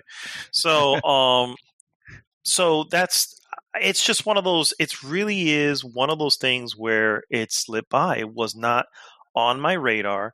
Honestly, this with me. There is a lot of films that are the most amazing films in the world and whatever, and it's super blockbuster and all this stuff, and it's one of those things, like, because of that I want to see it a little less, and I wonder if that's what happened when I was younger, and I just kind of like, I'll get around to it, and then two parts later, it's at a trilogy, and I'm just like, now I have to watch three films. Am I really going to sit and watch three films? So it's like, before you know it, it passed me by. It's like if I didn't watch Back to the Future earlier on, by the time you have part two and part three, and part two and three, I think, came out almost back to back. Kind of like The Matrix. Kind of like The Matrix, yeah. But that's like the saying, hey, would you want to watch The Matrix knowing all three parts are out? It's like, now you really have to. It's an investment that you got to put into watching all three. That's really the only thing I can think of. I still do have gaps, not a lot. I always say I don't have a lot because I have seen a lot of movies. But yes, occasionally you have that random film that you're like, man, I can't believe you've never seen that. I'm like, yeah, I've never seen it. What am I going to do? But there are not many. If we were to do a hot topic, just to kind of randomly throw some films out there, see if you've seen it. Dude. I would probably hit a lot of them going, yeah, I've seen that. Yeah, I've seen that. Yeah, for But sure. yeah. Whether So- I could feel the entire hot topic with, yeah, no, what's that? What? You mean to tell Pretty me much. Rocky 4 is not the original Rocky? Because I've never seen Rocky 1, 2, or 3. oh my god, I that's watched right. 4, I forgot. 5, and What about and Rambo? Creed. You see any of the Rambos? Rambo, yes. Rambo, no, I watched First Blood. I watched Rambo 2. I think I watched Rambo 3. Because again, one of those, yeah, I definitely seen anything after that. It's like, why? I have not seen. I mean, Nor am fair I enough. looking. Yeah. Yeah, but and honestly, it's not a dislike of anything in particular. It's just movie watching. Movie watching Yeah, has it's always your been thing. too It's much, always- too passive to me. Yeah, it's So, secondary that's to why. what you enjoy doing. I can Yeah. get that. I can definitely get. Not me, dude. I honestly, I told my wife, honey, if you're not going to take control of the TV, you're going to start seeing a lot of Japanese films pop up. Don't say nothing. Just go with the flow. You know what I mean? Because I'm like, you're not going to I'm take warning you. control, and I'm going to take This is control, your and that's only what I want. warning. I know. I actually, in my insanity, and yes, I'm going to call it insanity because that's clearly Insanity. what it is. In my insanity, I bought, and I've seen this film. So the reason I bought it is because I know it's excellent. It is actually a more recent samurai film. Recent in the sense that it came out in 2011. It is from, it's a Japanese, obviously, samurai film. Takashi Miike is the director, a well-known director. He does a lot of actually horror films. But this is actually, it's called 13 Assassins. And I own it now. So you also may be able to view it on your end. Feel free Oh, if you want to. yay! Okay, that sounds cool. It All is an right. I love excellent, this arrangement. excellent. Yeah. You buy, I watch. There you go. Right, easy transaction. It is an excellent film. It's probably, yes, you're gonna, if you look at the list of best samurai films out there, you're gonna see a lot of Akira Kurosawa because he is probably the top. But in there, and a lot of them are gonna say, "Yep, Takashi Miike hit it out of the park with 13 Assassins." This is an excellent thought piece. Incredible action. It is, again, extremely well shot. It's in color, so you don't have to worry about black and white. If people don't like black and white, obviously 2011. It has, it's, people get chopped.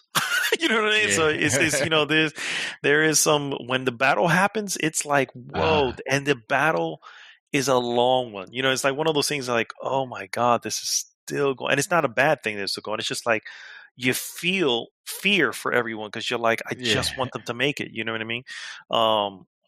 So yeah. So feel free. It's in there if you want to check it out. You mentioned now you mentioned Chop. How's the aspect ratio of these movies? I would imagine they're 4:3, but are they doing any fuckery in it where they cut the top and bottoms to try to make it fit your TV, or are they presenting? Are they watching these movies in the original 4:3? If you're talking about the older ones, I have been watching them HD, and they look extremely well.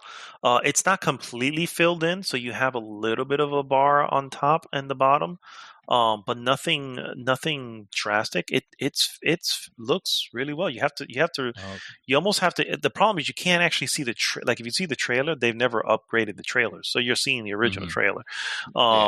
But for Sanjuro, which I just watched, and Yojimbo when I watched a while back, it was in HD and it filled the screen and it looked good. It looked good. I don't know I don't know what kind of fuckery they're doing, but it looks good. Yeah, I'm thinking.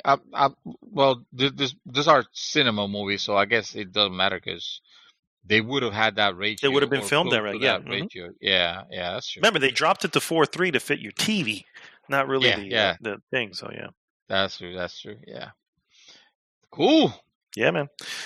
So that, ladies and gentlemen, is all that we have been doing.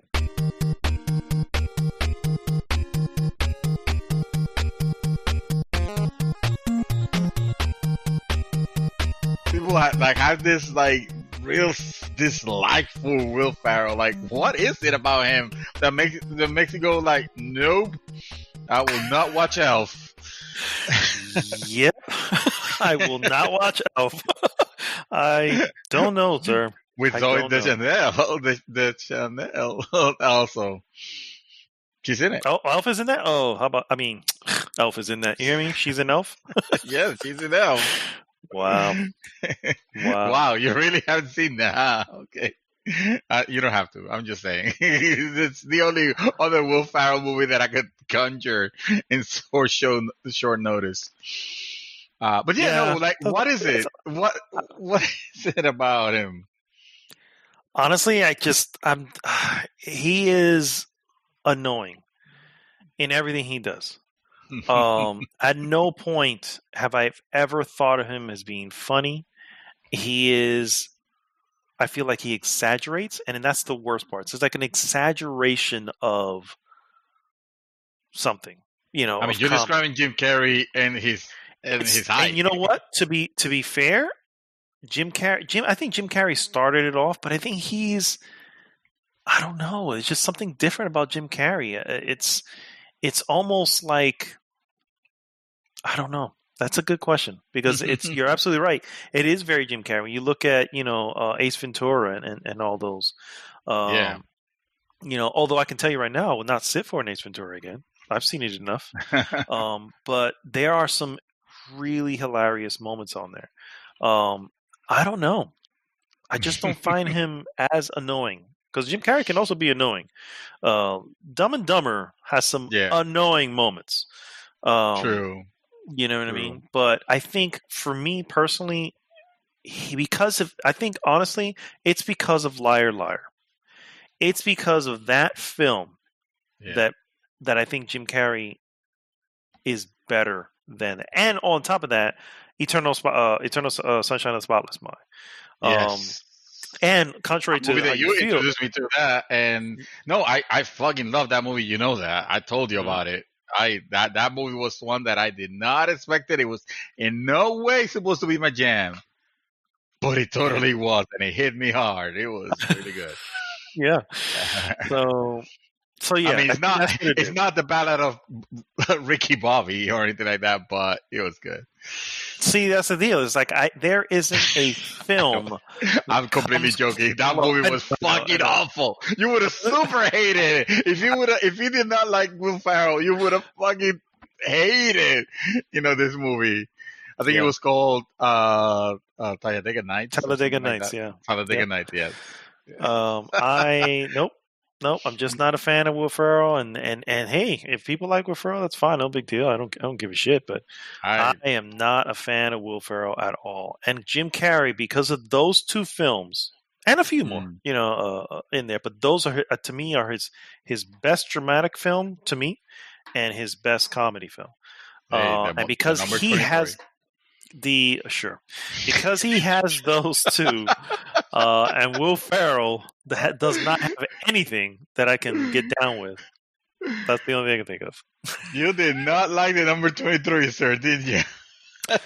I thought it was okay, sir. It's not the. It's not. Yeah, I would describe it like that. It's okay. It's okay. It's an interesting Jim Carrey. I have to say I did enjoy it. I like a good review movie. I've already said it. Yeah, So, that's true. Yeah, yes. that's true. All right, we are back, guys, and it is time for our trailer of the week. I didn't know I was hoping that we didn't mess up, and then I was like, "Oh, we're skipping the trailer shit topic. Am I supposed to say topic here?" We are doing a trailer because we got a good trailer. We do. A little title called, which, by the way, sir, is a series, not a movie. Yes. This is a Netflix series? Yes, Netflix series. Oh, shit. Now I'm a lot less interested. Yeah, I figured that because you're like, oh, there's more time that I have to put in to watch. Yeah. Now I'm kind of like, oh, okay. So this thing that we saw was not into one. It was not compressed into one, hour and a half or 2 hour movie. No. gonna be a Yeah, whole series. it is called Space Force, and it is a Netflix series coming on May 29th. Basically, a 4-star general teams up with a scientist to start Space Force. And so, if anybody remembers a certain phrase uttered by our current POTUS saying that we need to create a Space Force, tickles me every time I think about it. But Listen, it's not the first time a president says you remember the Ronald Reagan era with I do. the Star Wars project, you know. I do. Yeah, I do it was remember. literally that. It was a series of satellite with lasers on it, or Absolutely. lasers with shark. One of the two, I don't remember, but It was shark with literally- lasers. There you go. It was literally something that was uttered in Congress, guys. Star Wars program. There We you have go. a Star Wars program in the 80s. Yes. You're absolutely right. You're absolutely right. I'm in no way saying that did not happen before. And just as hilarious as it was before, it is now. This is a show, a series again, that's going to be starring Steve Carell, John Malkovich as the two main leads, and a host of people after that. Sir, what'd you think of that trailer there? Well, now that when I thought it was gonna be a Netflix movie, it looks really interesting because there was a lot of sort of funny things that happened in this trailer, and it didn't feel like a trailer that was spoiling anything at the same time. So it's like, oh, cool. This is a well done trailer. It's showing you funny bits, but they're probably keeping the best part for when you watch the movie. And at the 11th hour, you tell me now it's like, oh no, it's a series. So now I'm a lot less enthused about it. It's like, well, I'm not gonna sit down through. I'm not gonna binge, unless someone tell me that. Oh no, man, this is just hilarious. You need to watch this. It is from it looks like the creators or a lot of people involved from The Office. So I guess that would be a selling point. I have tried watching The Office many a times, and I just, for whatever reason, it's just, you know me, when it comes to comedies, it's just... you don't have a sense of humor. Yeah, you're absolutely right. I don't. Too much to No heart. sense of humor at all. Yeah. That's not true. You like intelligent. You like intelligent humor. That's what it is. Sure, You're yeah. sophisticated. You're sophisticated, but you're not gonna watch the wrong Missy. Well, the same can be said about watching Space Force. I'm just saying, but yes, honestly, I threw it out there because I just came out. The trailer just came out recently, and I knew of it because immediately after, not immediately, but shortly thereafter, the words were uttered in Congress of Space Force. Someone said they were making they were making a show about it. I'm like, wow. And then here's the trailer. I'm like, oh, I gotta see it now. I gotta see what they got going. I might check it out. I mean, I hope the thing about Netflix series, I think, has gotten a little smarter in the sense that they don't automatically say, here's 13 episodes. Here's 20 episodes. It's like, no, how many episodes do you need for this? And I'm like, that's good. That's like, hey, we have 8 episodes worth of content, 10 episodes worth of content. And it just makes sense. It's just like, okay, that's perfect. That means you shouldn't have filler episodes because you're making what, you're going based on what you have. And there've been other ones that are only like 4 or 6 episodes. It's like, but there you go. That's all we needed. So if they can keep that tight, and obviously have some good writing when it comes to that, then I think it would be a decent comedy show to watch. So I will. If I probably won't be on day one, waiting for it to premiere. But if I do hear some good vibes on it, I'll sit down because I like comedies. I like comedies a whole lot. You do. I know you. That's your jam.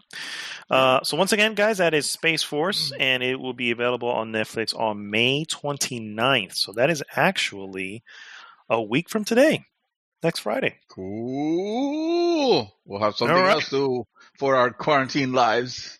Yeah, to for spend real. on. At least it's not Tiger King. I'm just saying, but Oh, yeah, exactly. The best thing that happened to the TV since the quarantine. exactly. Oh my freaking God. reality shows. Unbelievable. All right, guys, let's move on to the useless news that you can use. And I am going to start with one of the most craziest things I heard this week, guys. Ooh. The Snyder Cut is real, and it's coming to HBO Max, guys. Oh, snap. It's an actual thing. During a Vero live stream of Man of Steel on Wednesday, Zack Snyder finally confirmed once and for all that fans will get to see his mythical edit of Justice League. The director's cut will arrive to the streaming platform in 2021. The idea of the Snyder Cut originated before Justice League was even released back in 2017. Snyder directed Justice League principal photography, however, due to a family tragedy, caused him to step down for the reshoot portions. At that point, he was replaced by Joss Whedon. Joss Whedon, you will know from the original Avengers, and I believe Avengers 2 he was also involved, who was reported given free reign to make any changes he needed to make. Before Snyder stepped down, Warner Brothers supposedly asked him to lighten the movie's tone and make it a little funnier, thanks in part to the extremely negative reactions of the Dower, Batman versus Superman garnered, and the positive audience response of Suicide Squad. Oh, Suicide Squad. Oh, really? Oh, God. I thought you were going to say Shazam or something, but yeah, I guess that makes sense. Shazam came later on. Yeah, it did come later on. So I'm not going to read any more from here because honestly, a lot of people online have been excited for it. They're like, we got it. We got Snyder's cut of Justice League. I don't know, bro. I don't think. Listen. I'm excited. Excited will be too much of a word to describe, what I feel. But I am interested, and the reason I'm interested is because it doesn't sound like something that has happened before. Correct me if I'm wrong, but I don't remember in a little bit of cinema history that I know a time where you get your director's cut, right? But you don't get now you're gonna get the other cut, the would have been cut, we're gonna give it to you, and I'll be interested in watching them just almost side by side, almost just to compare and contrast, unless it completely disappoints and it ends up being just, well, this could have just been the director's cut, because in reality, it's just adding a little bit of bonus features almost, I mean, in essence, that's what it is. It is the director's cut because it is the original director's cut. Due to the tragedy is the reason why, and he lost his daughter or something like that, which obviously it's a horrible thing, but that's the reason why he had to step down during that time. And then Joss Whedon came on, and unfortunately, Warner Brothers was like, hey, can you lighten this up a little bit? Because of whatever reason, Batman versus Superman being dour was not its problem. But sure, that's the focal point that they went with. So that so obviously, although it was kind of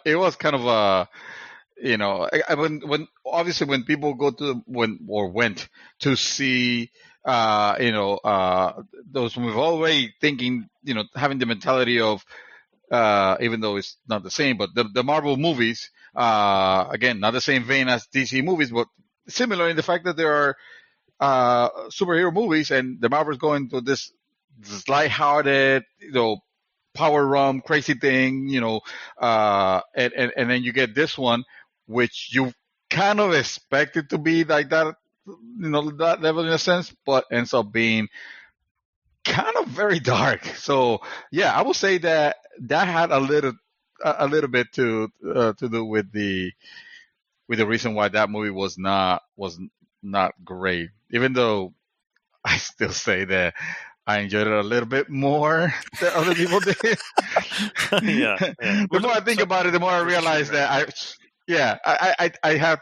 Well, the more I realize I probably should feel a little bit more guilty about it, but I don't know. I thought, You don't need to. You liked it, bro. There's nothing wrong with that. yeah. I thought it was not great, but I wouldn't savagely put it as the worst. The worst movie. The worst No, movie. no, it most certainly is not the worst movie, but it is No. definitely a movie that does not know what it is trying to say. Yes. It just it doesn't I have agree. a focal, I agree. or it doesn't have a direction. We're talking about Batman versus Superman here, and it doesn't have a direction. It had too many things it wanted to put into it, for whatever reason, because it's the one that needed to launch right before Justice League, and it's just way too much, way too many cooks in the kitchen is what that was. Yeah. And then Justice League was the same cooks, too many, but hey, we're going to course correct here, and we're going to be a little bit more lighthearted and kind of humorous, and Batman's going to be more of a joker because that's how Bruce Wayne is. He's comedic. Yeah. I've always thought Yeah. of him as comedic. So yeah. So obviously, I'm not going to say I'm going to. Well, first off, I'm pretty much not going to be able to see that because it's going to be exclusive, from what I see here, available on HBO Max.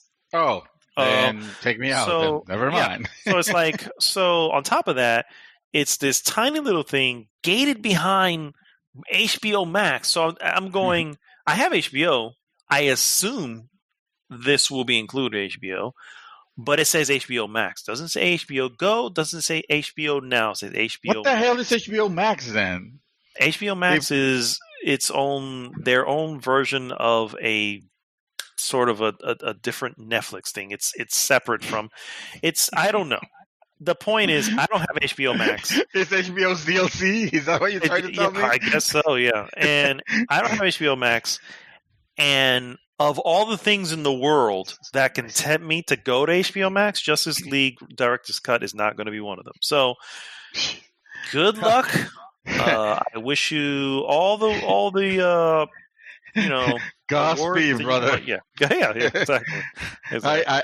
I remember about 10 or 12 years ago, us complaining, and when I say us, I mean like the community in general, about the ridiculous grasp of the cable companies had on the channels, and how they ran, how Comcast, and in our case here, whatever we have before Spectrum, which was the same thing anyway. Bright House. Bright House. There you go. And how different, how they had a grist hand on channels, and you want this, you want your channels that you want to watch, then you have to pay us this much more, like exponentially more, and if not, then you were just relegated to almost your local channels level of tier level. So, and people were complaining about that. We're like, man, if there was only a way that we could have our channels a la carte, like we could just pick the channels and we'll pay just only for those channels, and I feel like that's what we're having right now. And not entirely Exactly fully, what we have, because it's not like we have like C-SPAN or probably we do, or MTV or stuff like that even still exists. But exactly, almost. We have CBS wants to be its own Netflix. We got the Disney wants to be its own Netflix. And of course, now we have HBO wanting twice to be Netflix, because I guess they have tiers now, or like I mentioned, DLC, or what the hell is that they're doing with that? It's just a bad idea. Now I feel like I'm not gonna subscribe to all these services, man. I'm just not. I'm not gonna have Disney Plus and Netflix and Amazon Prime and CBS All Access and the next thing and the other thing and HBO, and no, that's ridiculous. I'm just gonna stick with Netflix because it's the bare minimum. I guess that you should have if you want to watch Disney To be TV. fair, true. We have a lot of service. We have Hulu, we have Disney Plus, we have Netflix, we have Prime, and we have HBO. With There you go. You're those, paying four, because Prime. I'll argue that's your shipping, and with a bonus. yeah, But sure, you five could look at that, services. or it's the service and shipping's the bonus, depending how you look at it. But I mean, you're looking at it wrong, but yeah, that's fine. sure, it's possible. But in essence, I can tell you right now, with all those added up, we're still nowhere near what we were when we were paying for cable. We were over Oh yeah, no. $200 for cable, and we're down to just 80 for the internet. Oh, internet Yeah. and phone, because we have an emergency phone just in case. Yeah. 80. Add those services up, we're still nowhere near 200. It was like 220. We're still nowhere Yeah, near. look at that. And we use it. It's not like we're not using them. That we get our value out of them. So on top of that, this is why I think it does in some ways works, because before, when you had cable, you get all these channels, all these services, and you used a fraction of it. While here, you go more a la carte, but everything you're paying for, you're actually using. You know what I mean? And in essence, still paying less. So for now, it kind of works. Will it work in Yeah. the future? I don't know, because prices obviously will change. I think Netflix is in an interesting position where, because of Disney Plus being so lowballing it at $7 a month, and all the other services clearly at around 15, they really can't go much higher than what they're at right now. Yeah. Because then they seriously will stick out, and that can easily lose subscribers. So overall, though, it's not. I agree. You know what I mean? It can easily add up, and the beauty of it, it's still a la carte. You can always sign up for the month. Even pay for 1 month to whatever, just to watch what you need to watch, and you're off again. You know what I mean? That's true. And So the it's benefit. Yeah. Sorry, go ahead. No, go ahead. You were saying the benefit? No, the benefit is obviously that you're paying for what you want, and it makes sense. I'm not saying we should go back to the cable companies. If anything, I'm a huge advocate of cable cutting. Once and for all, if you can. I'm just saying it's a lot of complaint about that didn't make you realize that, but if we have stuff divided, now there are going to be shows, for example, that you're just not gonna have access to, unless you decide to pony up for it. And sometimes it's not worth it. Like, I want to watch, what's happening with Star Trek in general, but I know that will literally be the only thing that I would have interest in watching on CBS All Access. I'm not gonna pay the entry fee for that. Just like Disney Plus, I want to watch The Mandalorian to see what's. I heard good things, but but you have to have more. You're right. You have to have more. Exactly. Obviously, Netflix has a lot. HBO has a lot. Yeah. Hulu has a lot. You know, what I'm saying They these don't have that things problem. Yeah, exactly. 'Cause they have a lot of original content that makes sense to get to them. Yeah. Disney Plus, to me, only has The Mandalorian, and let me tell you, I liked it. It is not as great as a lot of people, enjoy. And I'm not saying it's bad, but I'm just saying a lot of people really, really kind of exaggeratingly love it, and I'm like, it's good. It's not that good, and it's really it. You know what I mean? And I get it. A lot of people have kids, and let me tell you, for kids alone, that's probably an easy $7 you want to pay. Because kids, now with quarantine, hell yeah. Sit your ass over there and watch some freaking Disney Plus and leave me alone for the next 5 hours, right? So yes, I can agree. I can agree 100%. The proper parenting way, the only parenting way, the only way to parent. Yes. So yeah, for that, I can certainly agree that's that will help now. But for an adult, such as myself and my wife, who's an adult, and my son is 21, he's not a kid anymore. So it's like it's just The Mandalorian. And I'm sitting here going, when's the next thing we're going to watch here? Luckily my Yeah. wife loves Moana, so she watches the hell out of that shit. Oh, crap. It's actually the most adorable thing in the world. I just like, Just I watch don't know why Moana she loves again. Moana. Yeah. This is so cute. Anyway. So yeah, HBO Max, guys. There You you can go. see. So I did while we were looking. I did look it up. Essentially, HBO Max is HBO Now. The difference is you get a couple originals that you're not going to get in HBO Now. So Oh, so me it is an personally, extra tier then. it is actually, It but is it's a the same higher tier. price. So if you want the additional stuff, then you just really switch over to it because it's the same $15 a month. You just switch over to that one and you'll get the additional stuff. Now, personally, that feels like to me that $15 a month is more of a beginning fee, and I can see that going up later on when there's more original shit that the HBO Now doesn't have. But for now, it's the exact same price. So, That's not confusing. Okay, cool. oh yeah, All right. absolutely. Well done, HBO. All right. This was confusing as hell when I saw it the first time, and I could not believe it. But I also thought that it was kind of cool to see an actual demo of it. There was a mysterious PlayStation 3 version of Gears of War 3 Oh. footage that found itself online, and it sounds crazy. And it sounds, well, somebody made that up, but no. This has been confirmed to be legitimate.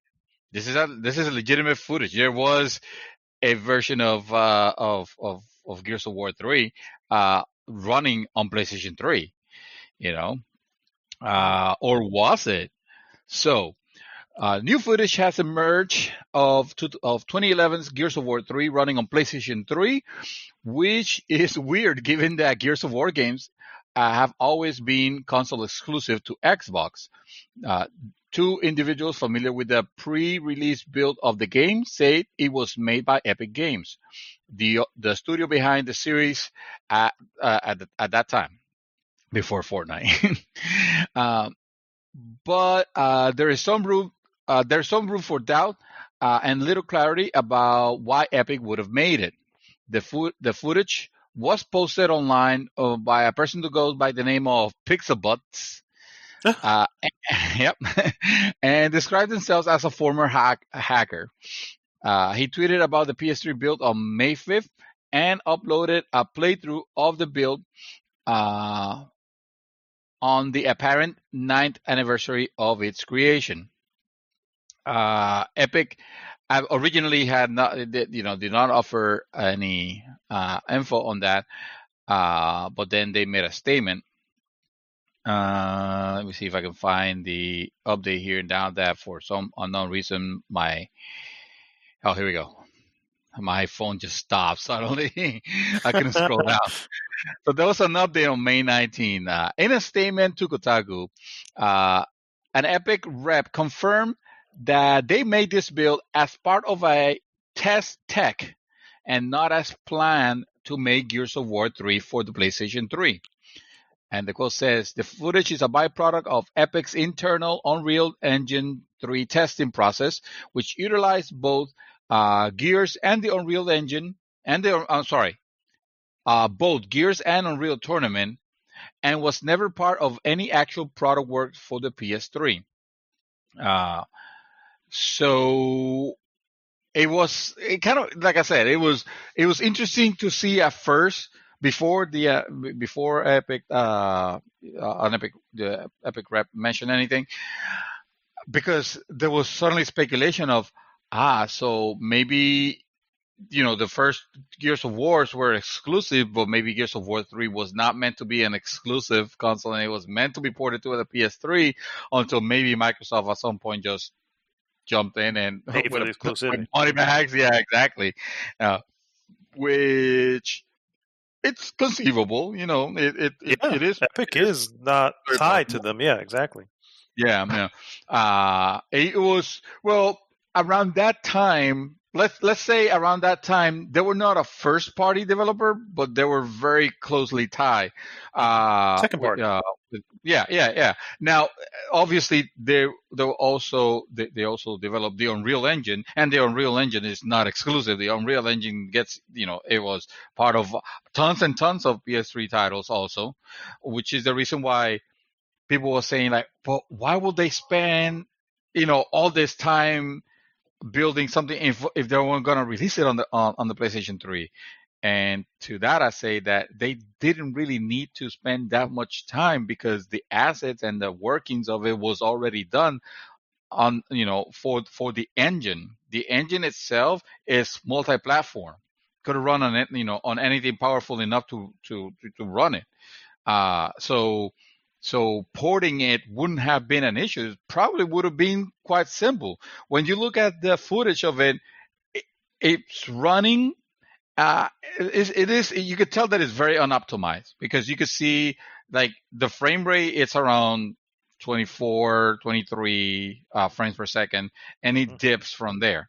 So you could tell that it was unoptimized, but it was still running. It was still tested. It was yeah. So I don't know. It's something cool to watch. For sure. Now we know what it was really about. Nice. The mystery. The mystery is solved. Yeah. Thanks, Pixel Butts. Great name. You took the name of my company. That would have been my game studio's name, Pixel Butts. Because every game they release is ass. No, go ahead. Oh, wow. My next piece, guys, PlayStation's annual Days of Play event will return this year on June 3rd. Sony's usual summer sale will once again include a variety of PlayStation 4 and PlayStation VR games and accessories, as well as PlayStation Plus and PlayStation Now membership discounts. The sale will run through June 17th. In a blog post on Friday, Sony gave players a preview of what kind of games will be discounted. Action RPG Neo 2 will be down to $39.99, along with MLB The Show. Last year's outstanding Death Stranding will be down on sale, along with Dreams and Predator Hunter Grounds, to $29.99. The sale will also include Days Gone and the new Medieval remake at $19.99. And finally, The Last of Us Remastered will be down to just $9.99, with a bunch of other PlayStation hits. Once again, these sales will be available from June 3rd to June 17th through PlayStation.com and other participating retailers. So look forward to that. I always tend to pick up something there because there's always one of those gems that were just waiting to be dropped in price, and I can snatch it up. Like that time you picked up the Division 2 for $3. For $3. Yep, man. When's the last time I played that shit? I don't know, because we were having a good time with it until you guys didn't show up. We were. And I didn't mean that to be negative. I didn't say that shit. It's more like that game, really. That game. That title. Real quick, that you mentioned Last of Us. For those of you who are interested on picking a copy of Last of Us 2 Collector's Edition, you should know that there was a new shipment came into Amazon. I believe by the time you guys hear this, it might still be available, or you can just go in and snatch one up. Just FYI, because I know I don't do collector's editions anymore. I do like my steel books, and I already have my steel book with Best Buy. But yeah, if you guys missed up on your chance to grab I don't know, Ellie statue and a backpack. I don't know what the hell they put nowadays. I think it's like a statue and a backpack, $200. Jesus. Like, come on. there was another tier. There was another level which was, I guess, the Ellie statue, and it was like $150. I don't know. So you mean to tell me that backpack was $50 or more? That's a $50 backpack what you're giving me, which is probably made of the material that they made the Fallout 3, the Fallout 3 now, the Fallout 76 duffel bags. Oh yes, that's stupid. Yeah, what were they called? They were canvas bags. Yeah. They should have been canvas bags. They ended up being nylon. Nylon. Yeah. So this honestly, it's been a slow week for news. This is almost non-news, but because we're so scared for information on PlayStation 5, I thought I'll bring it up. Soon enough, we're going to be getting more information on PS5 soon enough. So, Sony CEO says PlayStation 5 games will be announced soon. Sony CEO Kenichiro Yoshida has said that the company will be announcing a lineup of games for the PlayStation 5 soon. Speaking as part of a statement about corporate strategy for Sony, Yoshida, according to Bloomberg's reporter that I'm not going to mention because it's too hard of a name to pronounce, we will soon be announcing a strong lineup of PS5 games. Much has been made of Sony's relative silence on PS5 and particularly its games in recent weeks, especially when compared to Xbox's somewhat more open approach to revealing its own Series X console. There has been speculation about the PS5 event taking place in June, and some may have taken this statement to support that, although Sony has made no further comment. As part of a corporate strategy report, Sony also outlined the future of its game and network services department. And the quote says, the launch of PlayStation 5 scheduled for the holiday season of this calendar year, or is scheduled for the holiday season of this calendar year, will deliver even more immersive experiences on a game console, higher speed, enhanced sensory perceptions, whatever the hell that means, generated by its revolutionary controller, a sound delivered in 3D audio, will combine to realize truly next generation console game experiences unlike anything before. And yeah, like I said, not much saying here other than, hey, the way we might start hearing about games pretty soon. Just shut the fuck up, all right? Yep, pretty much. That's exactly what they're saying. Guys, shut up. Let us do our thing. We got this. Yes, we got this. We got this. Yeah. My last piece that I have, sir, here. I'm not sure if you've heard of a specific YouTube sensation that has started, and I've actually watched many of them. It's a little YouTube series called Some Good News. Have you heard of this? Yes, actually, I've seen it. I've seen it on Facebook posts everywhere. Yes. So during this time of great uncertainty and stress, the Office star John Krasinski started a YouTube series called Some Good News, which basically aimed to shine light on the good in the world. Unfortunately, I say unfortunately, this article does not say unfortunately. I'm saying unfortunately. Unfortunately, Krasinski has sold the show and is stepping away from hosting it. Sold the show that I really didn't think was making anything at any point. But according to the Hollywood Reporter, Krasinski has sold Some Good News to GameSpot parent company Viacom CBS. That is some good news. There was said to be a massive bidding war for this show, believe it or not.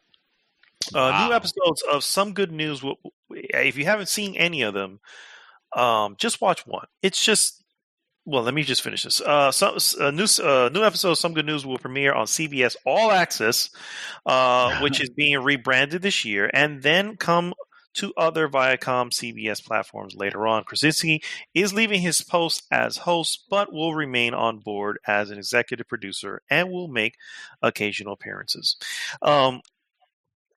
The coolest thing about this particular series was there was just a lot of negativity, right? And there still is, let's be real.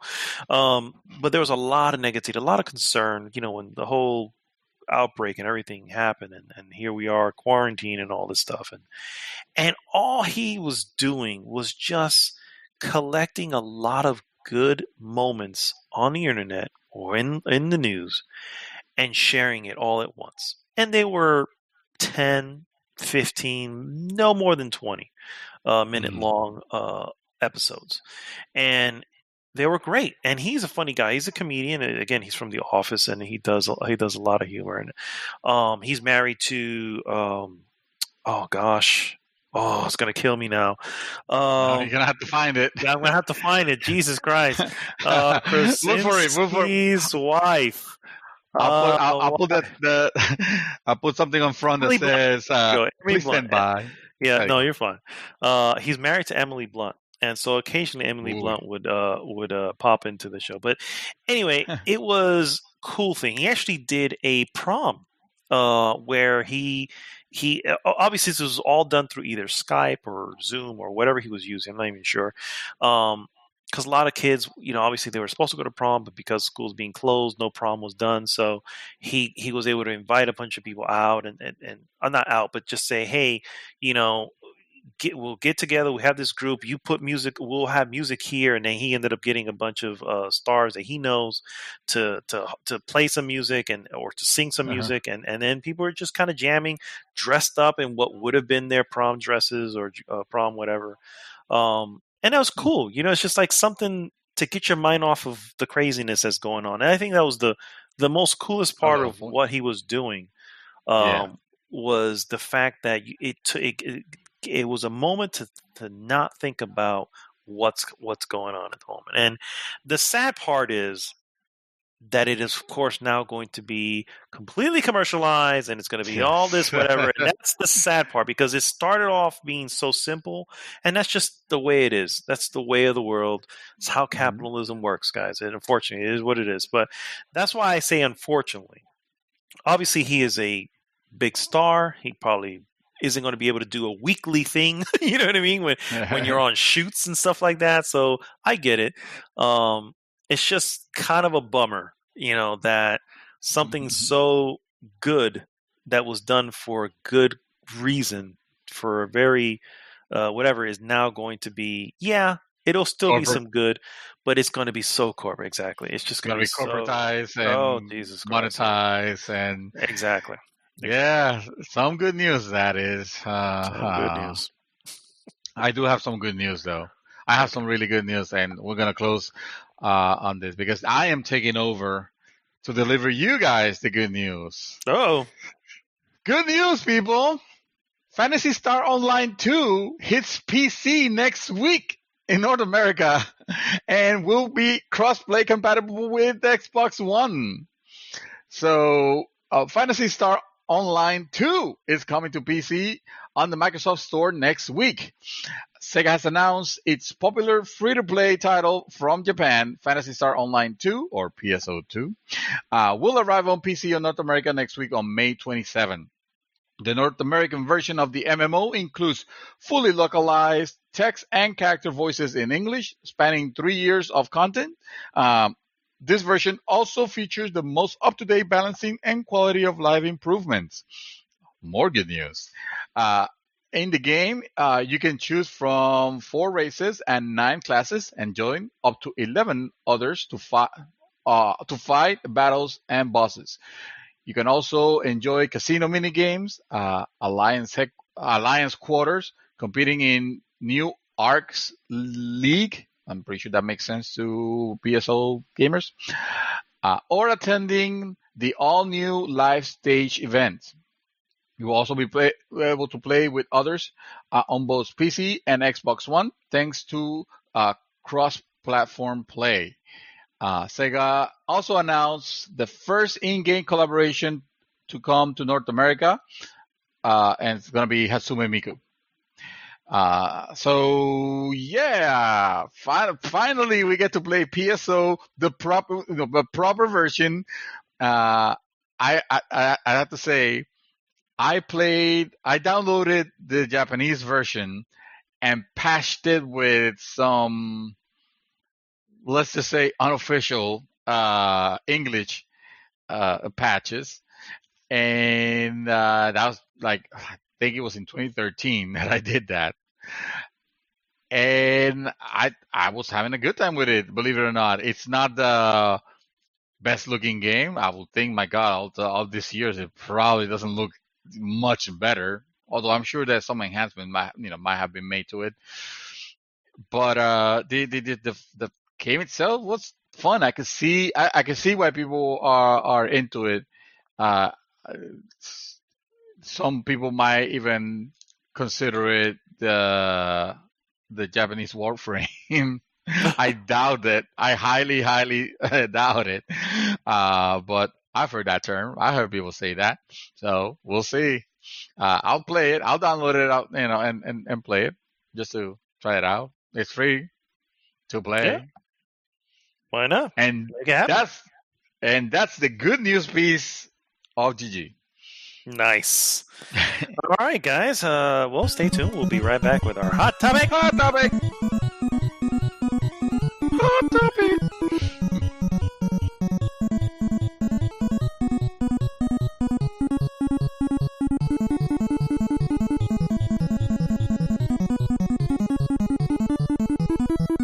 Floor. So it's her birthday. Obviously, I won't say how old she is because she will kill me. But gifts, right? Gift ideas for her has always been a challenge for me because she's one of the she's not high maintenance. It's always going to be over impractical when it comes to getting her gifts. Gift cards. No, I'm kidding. Oh dear. Give her cash. Oh wow. Hey, I'm right, pretty sure you will not fail with that one. I guarantee freaking to you, 100%. You're probably right. She was like, yeah. So I'm starting looking for ideas, right? And somewhere along the line, I don't know how I get birthday anniversary mixed up because suddenly I'm looking at 17-year anniversary gifts. Right? Traditional 17th year anniversary, and I've been doing that. To be fair, I've been doing that for a while now. Where I'll look up not the current whatever, but every year is a different traditional whatever. Like one of them, I think year 10 was like tin, so it like anything that you give would be made of tin or something like that. That would be the traditional. Oh, you're doing traditional. Yeah. Where every year means like a particular material. I think year 1 is like paper or something like that. Correct. Yeah, exactly. Yeah. So year 17 is furniture. And I'm just like, wow. What the hell do I get her that's gonna be furniture? It's like it makes no sense. And by the way, there's two gift card. There's two. Okay, there is your traditional, which is the one I've been sticking to, and you have your more modern list. The more modern list is definitely more geared to younger people and material shit. Right, because what normally would be your the millennials edition, correct? Right, the diamond is what, somewhere in the 50s or something like that. That's the diamond anniversary. No, that shit's somewhere in the teens for this other list. It's like get the fuck out of here. Yeah. That's a list. That's a list that was made up for people who are like, we're not going to be married that long, so let's just get exactly. You know what I mean? It's exactly what it is. This is not going to last forever. So, so I have been sticking to the traditional list for many. But anyway, for some reason, I shouldn't even look at this list because our anniversary is in August, not, this is for her birthday. And I've gotten her a bunch of shit that has nothing to do with that. But I was like, I want to get one thing. I don't know why that's going to be year 17. And it never dawned on me until after I got it for her. Like literally, it came in. And so what I ended up getting her was a little ottoman. Which, nice. Yeah, that's good. Which is actually it's almost like a ball that you could actually just kind of roll around in the living room and move it to another spot. And so, and it's also braided in almost this weird twine. You know what I mean? So when you put your foot on it, it also kind of massages your foot a little bit. Anyway. So I get it. Here I am, this proud dude. Like I nailed it. Traditional furniture? Pff, I got this. No one saw this coming but me. Right? I'm like souped up. My head is like, yeah, this is gonna be excellent. And then I give it to her and I explain why. I do the whole thing. The explanation. Well, this is what I did. Blah, blah, blah. And she goes, So you got me this wait, so you got me this anniversary gift for my birthday? Just like, and then he dawned on you. after I had already opened it up and gave it to her and everything, just like, yeah, I don't know why. Son Damn of a bitch. It was the most ridiculous thing, dude. I just, anyway. So here we go. So I got the solution. All right, I'll tell you how to fix it. So for anniversary, you get a group of us all to go to a pub somewhere, and you get it there. We all shout surprise, and we sing her happy anniversary to you. You know what? I love it. That is the perfect way to fix it, sir. Yes. Well done. That's happening. We're you. doing that. We're so doing that. And then you sit down and explain again why you had to go to the trouble. Yeah, exactly. So what had happened was, you remember when I gave you that little weird ottoman, right? And that was amazingly thought out, but for the wrong date, right? So you have to balance the universe. Because you're even Steven, remember? I'm telling you. You're even Steven. That's how you fix it. You know. Yeah. And then hilarity ensues. Oh, that's awesome. That is legendary. Oh, man. All right, guys. We are back, and it is time for our Hot Topic. Hot Topic of the Week. Oh, Hot Topic of the Week, guys. We are finishing off we're doing reruns. Pretty much. We are rerunning the hell out of this shit. Yeah, we're gonna milk it for what it's worth because we are creatively bankrupt. We can't figure out what to talk about next because of the fucking COVID. If it works for Hollywood and TV, that shit's fine for us. Fuck it, right? There you go. That's I'm telling you. Next week we have the prequel. You know, and it's gonna be Questions from the Hat, the HD remake, and it's gonna be everybody that wants to ask a question will have to record themselves asking the question, and we'll play it on the podcast so they can hear their voices, and then we answer to them as if they were there. And then there you go. It. I love it a lot, sir. There you go. All right. I like it a lot. All right. Let's start off here. I just realized that this first question that I was about to ask was the last one that we asked last week. So let me not ask. So we have less now. Okay, good. We do have less, unfortunately. All right. Now I actually haven't seen any of these questions, so I'm answering. Well, that's not true. I believe last week we kind of like put the ones that, or some of, did we put them on that document so we can all see? Yeah, they're on the document. Mm-hmm. Yep. Okay. So we're not doing that this time. This time is the twist is I have no idea what the questions are, so my answers should be boring. No, go ahead. All right. Well, starting from the top, we have another one from our good friend Sparrow Wolf. For the most part, we are holistic video game enthusiasts, meaning we play a plethora of genres. But if you had to choose just one that define your gaming preference, which one would it be and why? Ooh. This is hard. This one's difficult because that define our gaming preference doesn't necessarily mean our favorite, right? Correct.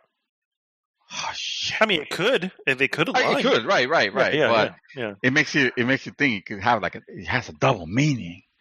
So for me, I can start this because actually, yes, I kind of started answering this a little early on in the show, and that was, and I don't think it's a genre per se, but it's definitely a collection of games, and that is the indie game, right? You were asking me, you're inquiring the fact that why is it, all these massive games that people are just like falling out of their chairs for. And don't get me wrong, I was one that fell out of my chair for the Final Fantasy VII remake.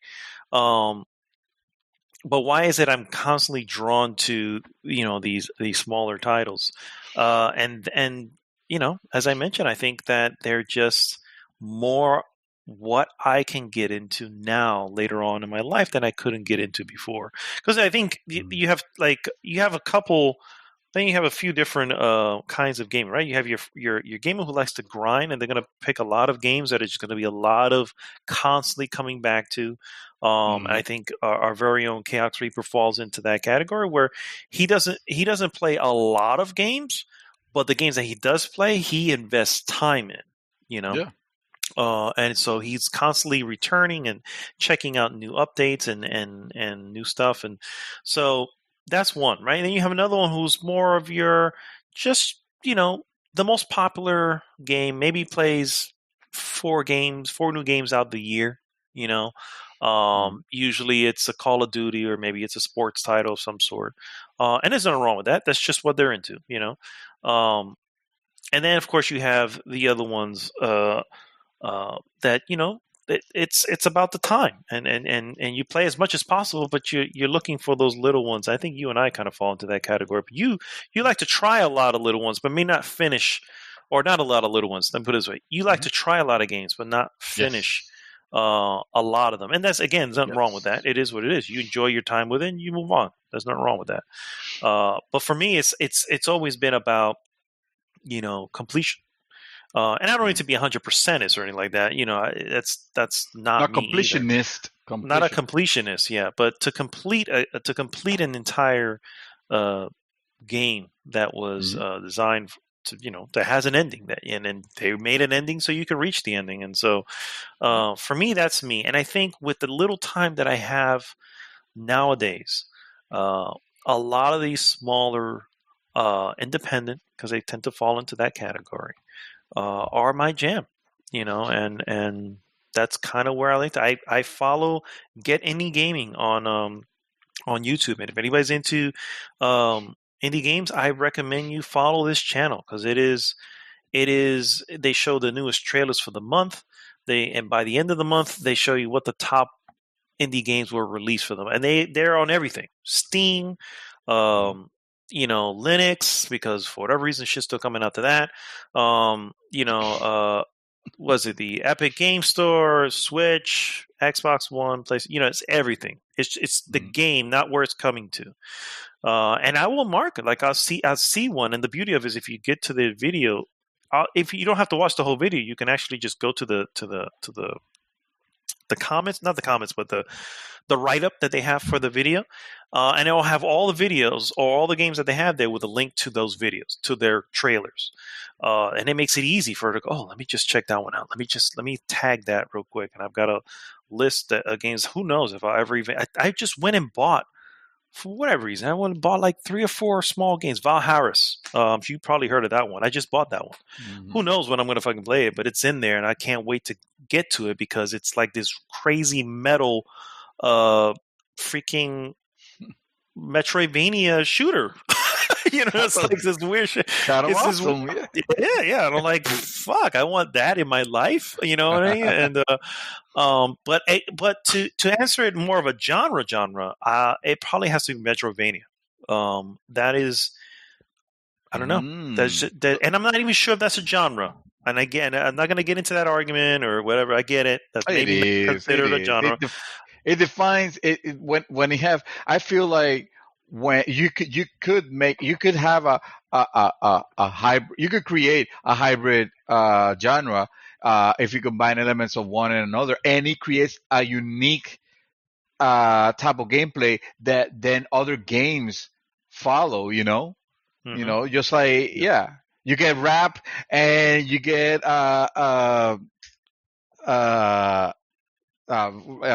Jamaican reggae and you have reggaeton, and suddenly that picked up. And then that's horrible. The thing. Yeah, you have a horrible thing come out of it, but sometimes you can have nice things come out of it too. So. Well, we know where you stand on reggaeton, but what is your what genre would define your gaming preference, sir? My gaming preference, I will have to say, in my case, because just like you mentioned, I play. I try to hit on a lot of genres. I'm not gonna say I play every type of genre, but I try to hit on most of them. I don't get good on anyone in particular because I'm constantly game hopping. Even though I like when a game grabs me and I stick to it. I will have to say, however, that the genre that I identify the most that I think is my jam because of the huge nerd that I am are RPGs in general. Okay. And I don't mind. I don't have that table of time frame that I need to make sure that I have something that I don't worry about time that much like in your case. So an RPG could take me could take me 50 hours, but those 50 hours could be during the process of months, for example, and I'm okay with that. You know, and I can stop playing something and maybe decide to to pick it up later on where I left off. And even though I enjoy, that I enjoy, first person shooters, I enjoy my action, games. I'm starting to feel the fatigue on open world games, but I still enjoy them. I'm still looking very, very forward. The samurai game, I forgot the name now. Ghost of Tsushima. Tsushima. Yeah. The very looking forward to that and those type of games.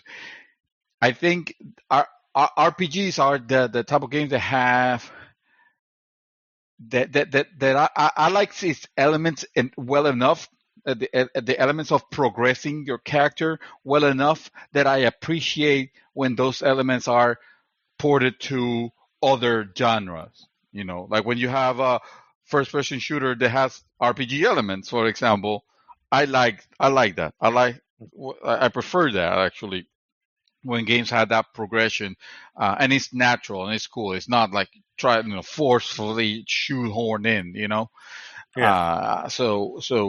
And also I like epic stories. I like when a game takes me on a journey that will take me a while, and I even save my games continuously. I try not to overwrite a previous save unless I have limited amount of saves of save slots. I keep all my saves, like every day that I play is a new save file, almost like a historical reference of where I was when I was on, let's say, on save on save game 32, or Oh something my like god. that. Okay. I tend to keep that. I value having that, even if I never go back to it. I value, having it kind of like a historical record. So again, progression. I like to see when my character is getting stronger, and not only that, not just on the gameplay aspect of it, but on the emotional aspect of a story. When you start from, it could be a game where stop me if you heard this. Your mom wakes you up from bed because you need to go to the fair where they're gonna be showing the Gaia crystal, and suddenly the weird nation that is weirdly technologically more advanced than yours comes in and steals the crystal, and now you're the hero, you're the chosen one that needs to save the world, and then you go in and play some mini games in the casino area of it because of course Because of course, your childhood friend, it's your love interest, but it has never been, and then you discover that your childhood friend is an Esper, stuff like that. Which is to say, it's funny. The more I like those type of games, the more I have learned or I have separated myself from those tropey, those tropes, basically those tropey things of JRPGs in particular. They do that, so I don't find myself playing your typical Tales of whatever, fuck yeah, Vesperia, yeah. I don't play those, but I will play you a Persona because that's a game that is very different. It's a different take on an RPG. So yeah, cool stuff like that. RPGs for the most part, it's what I would prefer. Quick sidebar here. This is not a question, but this is it's just what you were mentioning, and I have been weighing the option of going back to play 2 games in my history, and I just don't know if I will or if I should, or it's just this lately. It's just kind of been nagging at me. One, Persona 5, and obviously, from what I understand, is Persona 5 Royale is a way more a way better version of Persona 5. So if I were to go back, it'll be like you really should just go to Persona 5 Royale because that's where you're going to get the majority of it's going to be the better version of it. A lot of edition, basically. Correct, yeah, and a lot of what do you call it? A lot of things have been fixed in the game. Systems and stuff have been tightened up. So that's one, and then the other one's Nier Automata, where I'm like, I feel like I may want to just go back and try these games. Obviously, of the 2, the more accessible one for me, when we look at time, would probably be Nier Automata. Nier Automata rings true to me to do that because I have been. I haven't said this in what I've been doing, but I have been rewatching Ghost in the Shell Standalone Complex, a series. Season 1. I own season 1 and season 2, and I've been rewatching them. Here and there. Just sometimes I just put them on and continue. And the questions that come up in the game are similar questions that come up in the series. And it's just like, of all the things, I feel like, why did this not ring? Why did this not ring as something that I would want to know more about and play more when it's so close to something that I love, which is Ghost in the Shell, which is a futuristic sci-fi, androids, what does it mean to be alive, and all the, all these questions and stuff that ring in the show is like literally in the game. So not a question. I was just saying I've been weighing the option of going back to those 2 particular games. One, because Royale has come out as one of the best. Now the problem is with Royale, the first one, was already long. With Royale, it's people are averaging 140 hours in this game. It's adding a big chunk. It's almost like 30 hours of additional gameplay. Which is the question then is, we know it's like a really good version according to sales figures and Metacritic data, but is it that much good if you weren't really enjoying the first one? Well, I did. See, that's the thing. True. And I would immediately say that I was enjoying the first one. And I think if you listen back to our episodes, I think we were both enjoying the first one a lot because we spent several weeks with what you've been doing. This is what I've been doing. Same shit I've been doing for the last 4 years, and we were enjoying the heck out of it. I just think at some point it started weighing on us, and it also I got to the last freaking dungeon, and it was just this lengthy dungeon, and there are fixes in this new one that kind of fixes things where you can you can get a new thing for your weapons, right? The guns. Once you use all your bullets are gone, you have to get out of the dungeon and come back in order to be reloaded. Now you can reload. You can get more ammo throughout. Little quality of life fixes where I'm going, okay, well now this probably wouldn't feel like such a chore. And so anyway, that's what I was going to say. That's how I've been considering doing that. Not that I will, but I've been considering doing that. So the next question here is from Eric Root, and he asks, how many iterations of this console generation will there be? I.e., PlayStation Pro, Xbox One S, Xbox One X. Do you want to take this? Sure. First of all, congratulations. I know that this is a late announcement, but Eric Brook recently, and mommy, of course, recently had a baby. So Oh congratulations, yes, man. I'm very happy. congratulations. Very happy. I saw your pictures.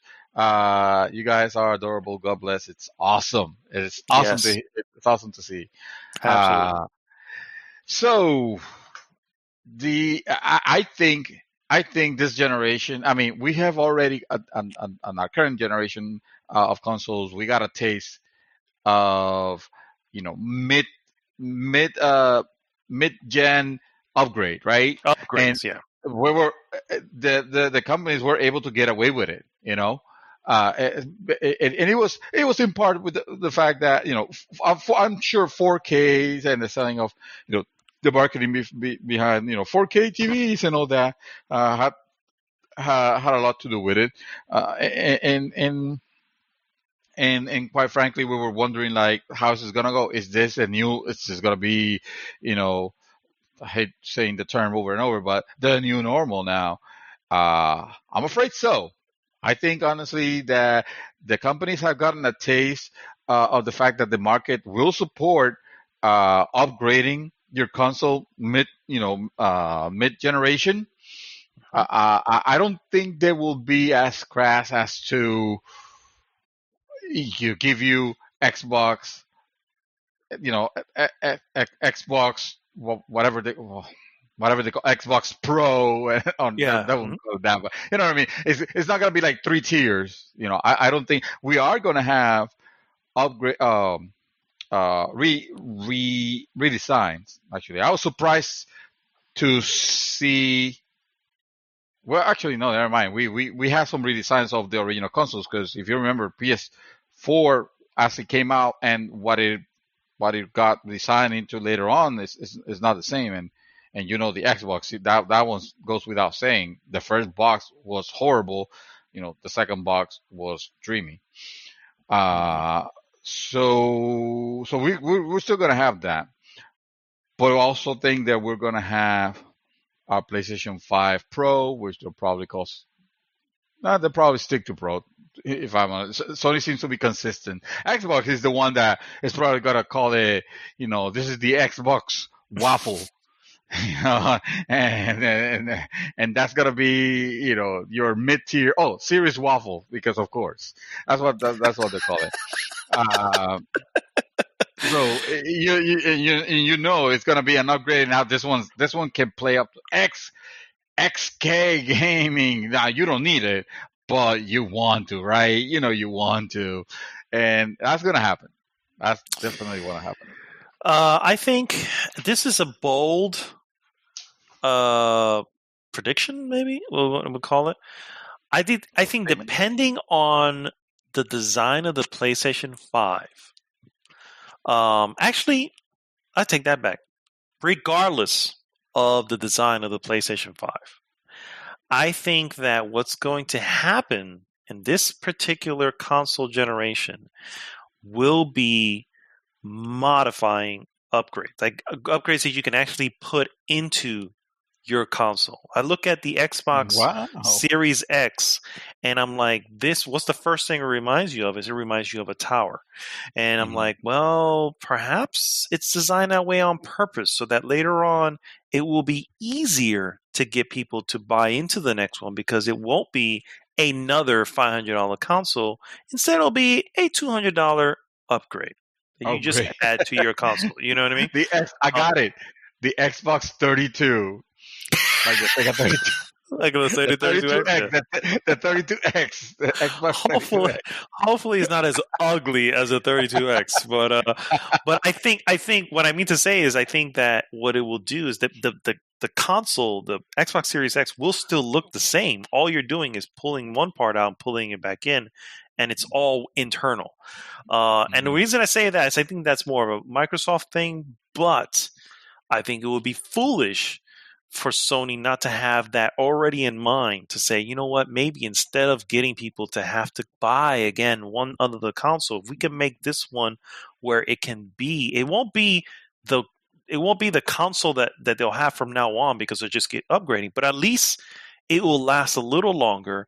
We can get a little bit more juice out of it and not have to worry about people having to worry about these mid-tier upgrades. So that's my pie in the sky prediction that I Bold think bold statement. prediction. Yeah.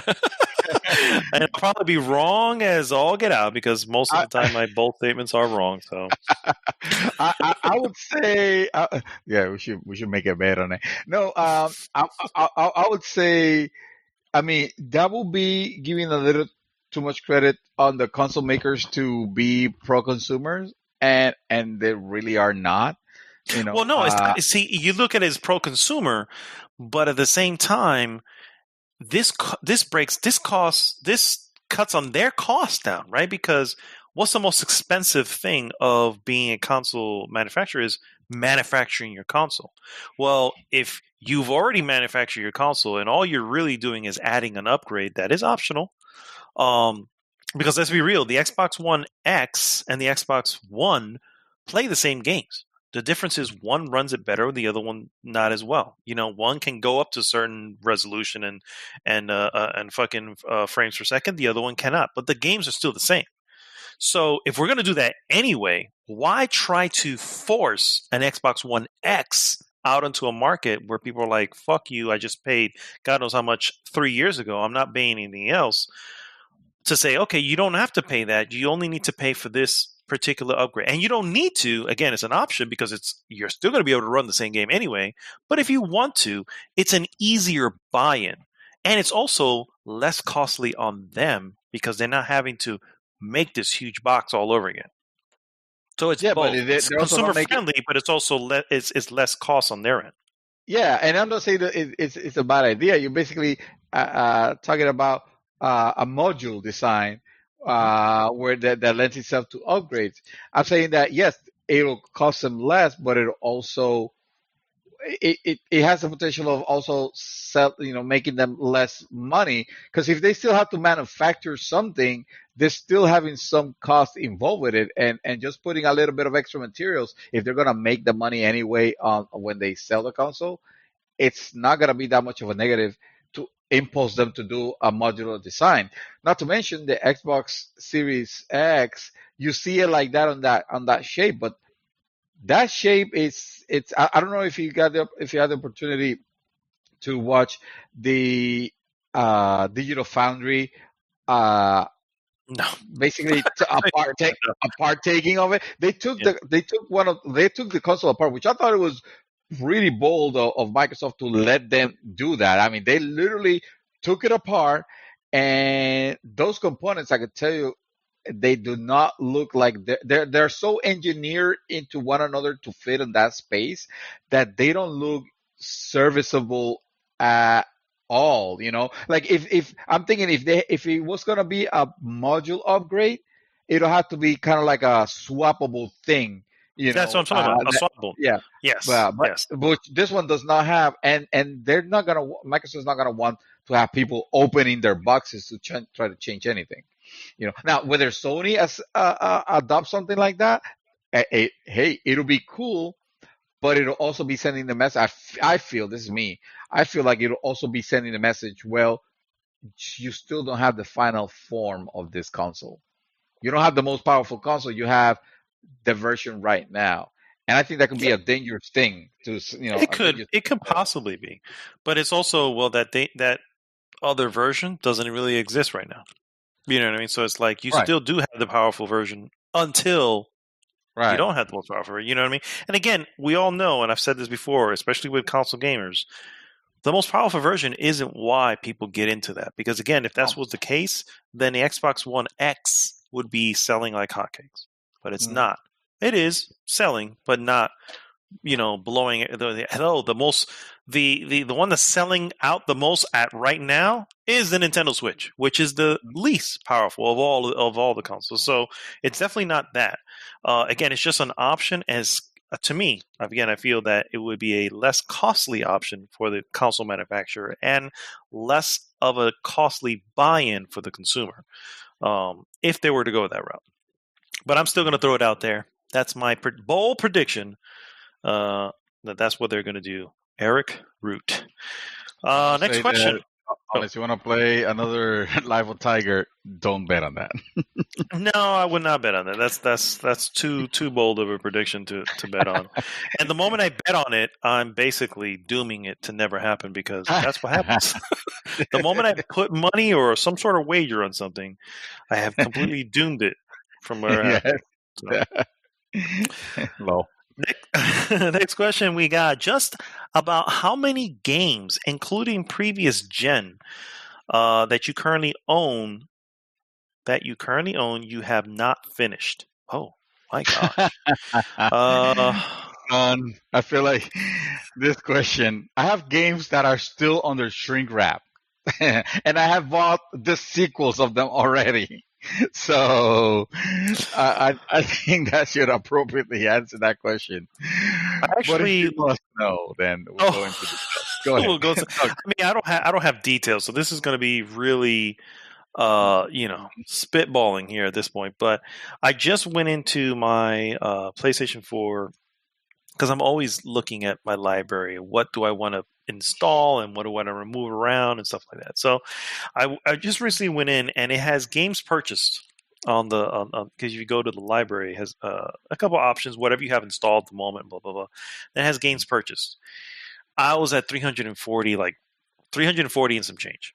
So I was like, holy shit, I got a lot of fucking games for this console. And that's just PlayStation 4, guys. And obviously, I don't have that many. You better hope that PlayStation 5 has some backwards compatibility. I hope so. Yeah, I hope so. But so that's what I have for there. Of that, what do I have that have not finished? I can easily say that I probably a good 200 to 250 that I have not finished. That's easily, maybe a little more. I really don't finish as many games as a lot of you guys think. The smaller games I do, they're easier to do, but I do have a lot that I have. Like, for instance, Life of Black Tiger is a stupid ass game that you can finish easily. I had no desire to play it further than what I needed to play it, which was an hour, and I played it and done. You know, you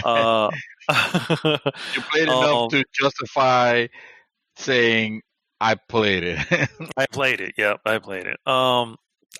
There's a lot of games I did finish, which is a little bit strange. Like Godzilla, I played that and finished that, and it was okay. It wasn't horrible or anything like that. But there's a good amount that I've tested and or started or I got on a sale and I just let me try it. Like Moonlighter, which I love Moonlighter, but I'm like, I'm never gonna go back to this game. You know, it is a roguelike. You know, it's like, Yeah.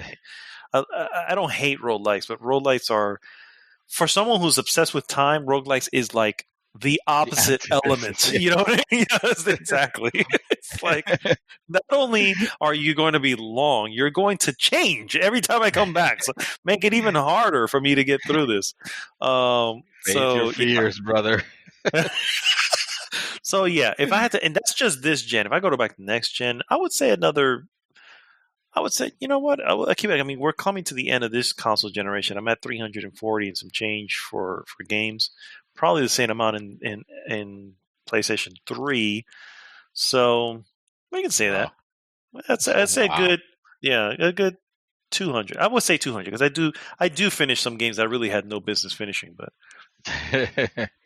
But you own them. You already started Exactly. Them, so. Yeah, which is hilarious because some of the ones you are very close to the end. You have all the reasons to finish it, and then you're like, No, you know what? I do that a lot too. I'm not gonna lie. I feel good to have that chip on my shoulder. Yeah, I got to the end, but the game ended me. No, I didn't. The game didn't end. I decided when to end it. Yeah. Yeah, I'm unfortunately not gonna entertain the thought of counting. You know how many games I own right now. I mean, if I have to put, the thing is, I could probably count the PlayStation ones, but then you have me going to Steam Yeah, if you go No. to Steam alone, you're in the thousands at this point. So I would say that fi- I I I go with the intent. Every game that I start, I go with the intention of finishing it, Hmm. but it will depend of if the game grasps me. Like when I started a game, uh, I never start a game that I know that I'm just not it's not in me to finish. You know, because I don't want to waste time. Yes, there's a lot of games that I don't finish. And there's a lot of games that I feel like I should give it another chance. Final Fantasy 15, I'm looking at you, but it's just it doesn't matter. It's not sparking anything. The love is And you not there. tried too. Yeah, you And tried.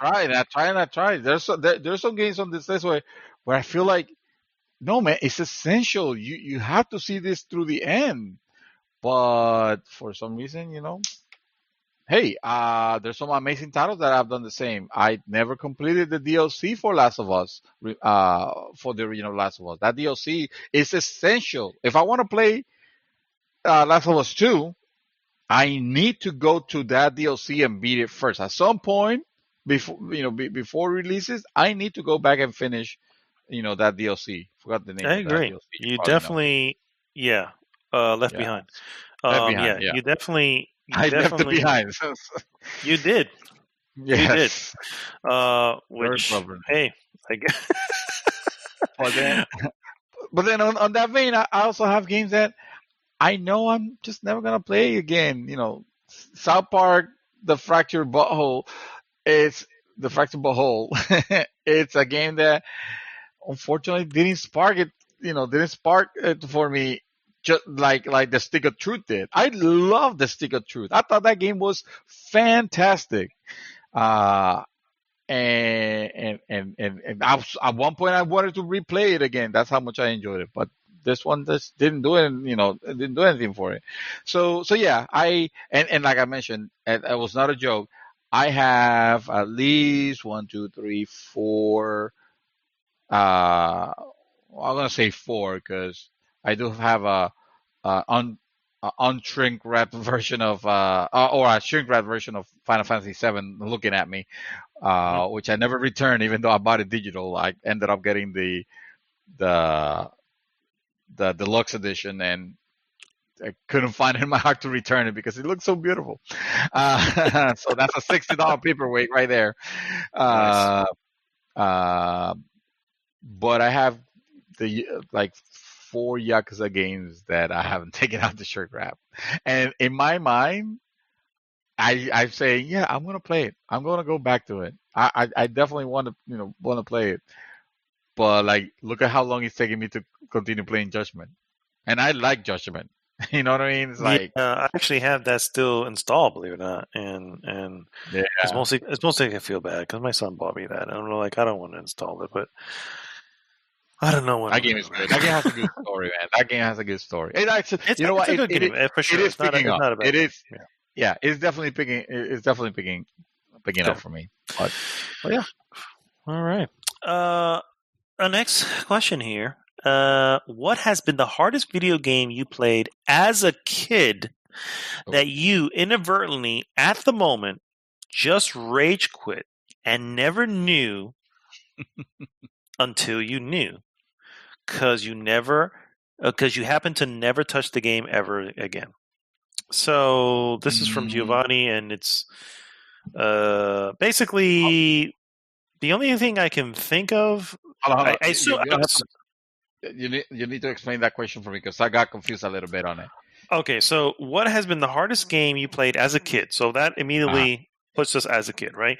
That you inadvertently, at the moment, just rage quit and never knew until you knew, because you never happened to touch the game ever since. That's the part that I don't get.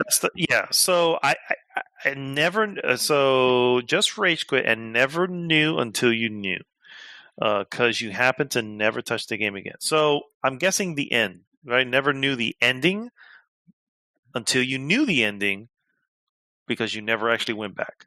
That's how I'm taking that. What do you think? Sound right? I'm still not understanding. I know. So, in other words, I'll rephrase it in with using my analogy. Okay. What has been the hardest video game you played as a kid that you inadvertently, at the moment, just rage quit and I rage never quit knew the the end? Yeah, you rage quit and never knew the ending until you knew the ending because you never went back to touch the game. Okay. Give me an example. Talk to me. You get this one first. Well, okay. For me, I mean, as a kid, we're going back to NES, SNES days, and the one that comes to mind. I mean, if I go back to NES, the one that comes to mind is going to be, Teenage Mutant Ninja Turtles. Fuck that game. That game was, and I love that game, dude. If you would have asked me when I was a kid, I loved that freaking game. Even though I just was too stupid of a kid to realize, this was just poorly made game. You know what I mean? I would have to go that. But the whole deal is I don't know what the ending is. I never looked it up because fuck that game. You know what I mean? It was like, I think I want to say that, believe it or not, I want to say I beat that game. Because I remember everything, and not because I saw it on a YouTube video recently or anything like that. Like I remember, that fucking fight with against the Technodrome, and then that not being the real end, and having yet more stuff, and then losing your favorite turtle to then be stuck with fucking Raphael with the scythe. Raphael was the worst. The worst. Oh my god! You wanted no, I want to stick with Donatello. What the fuck? And Donatello's the best because he had the reach. Oh yeah. Yes. Sure. Yeah. Yes. So move slower, but if you were good at timing it right, yeah. That's the one I don't remember the ending though. I never looked it up. But I remember loving that game. Like again, you would have asked me when I was a kid, I'd have been like, yes, Ninja Turtles is the shit. But now I'm just like, damn, I just didn't know any better, really. So, wow. So there was this particular game on the Sega Master System that I bought because. Actually, if we should be talking about rage quitting, there's no more epic rage quit than my Devil May Cry one rage quit. There's nothing more epic than that ever. No, there's not. I was already what would be considered an adult. So well, go ahead, tell yours because I got one that can go with that. All right. But there was this game on the Sega Master System. It was called Gorvilius. Mm-hmm. And I bought it mainly because Sega Master System, the NES had Zelda, and I like what I saw in Zelda. And I looked at this game, and this game, the graphics looked more beautiful than Zelda's, because it was a little bit more cartoonish in the way it looked. Unfortunately, the gameplay wasn't as sharp, and it was ridiculously difficult, at least to me when I was a kid. And I was, back then I had a little bit more patience. I was able to beat, difficult games. I remember Ninja Gaiden 2 was one that I fucking loved that game because of the cinematics alone, and like I mentioned, Teenage Mutant Ninja Turtles, and there were some other games that I could say that I was decent. I will play. I will play, and I'll be able to be if I put some time and patience on it. So I never really like rage quit out of those. But Gorvilius was one that annoyed me because mainly it was a gift that I could have had any other game. I picked that one because it looked like Zelda. It wasn't, it wasn't Zelda in the case that it was top down, but the gameplay did not feel like Zelda. It was a little bit more loose, and annoying, and it was just too hard. It was too difficult. I never saw the ending of that game, And it wasn't until like the other day, not too long ago, that I watched a YouTube video of it, that I was able to see someone speed run through it. Apparently, it wasn't that difficult to go through the things that were almost impossible for me. And yeah, I was able to see how the game ended, and I was like, "Yep, nope, I didn't miss much." For me, another one that is just going to bring it up real quick, and that is Batman Forever. I remember Batman going Forever. so Ah, excited to get this game. I went to Funko because Funko was the thing at the time. Bought it on the Super Nintendo, took it home, could not play it, could not figure it out. And it was just the most disappointing thing in the world. And it was hard. The game's not easy. And yep, took it back to Funko. It was Damn. not the very next day. It was probably like a day or two afterwards. But learned the hard way of the trade-in devalue at that point. Devalue. The devalue trade. That's how I learned the hard way Damn. at that point. It was yeah. Bro, So. Funkoland. While you had a Funkoland next to you, No, it was not next to I- me. It was the trip of a lifetime to go out to this Funkoland because it was not near me. okay. Well, it was at least it was closer than me living in Puerto Rico and us seeing. Like I will order with my friend Alex. We will order Funkoland games. Mail order basically. That's the only way that you could get a lot of exports actually. Exporting a lot of games. That was the only way that you could play them. And sometimes they'll be released and you didn't have to wait till they started appearing at Babbage's or Electronic Boutique in Puerto Rico. So that was the way that mostly my friend Alex will get. I think he got Resident Evil before a lot of people because he ordered it to Funkoland. But yeah, man, fuck that game. The most recent the most recent rage quit also would have been Call of Duty Black Ops 2. Black Ops 2, that's right. I remember that. Was it Black Ops 2 or was it 3? I don't remember now. I don't recall. It was one that I remember you were excited. We were at work at this point. This was recent. Yeah. This was way. I know. It was recent. Yeah. I just saying. think it Because was I three. bought it for $60. I sat down, I played it. I found out it was complete bullshit. And sorry, Call of Duty fans, but it's true.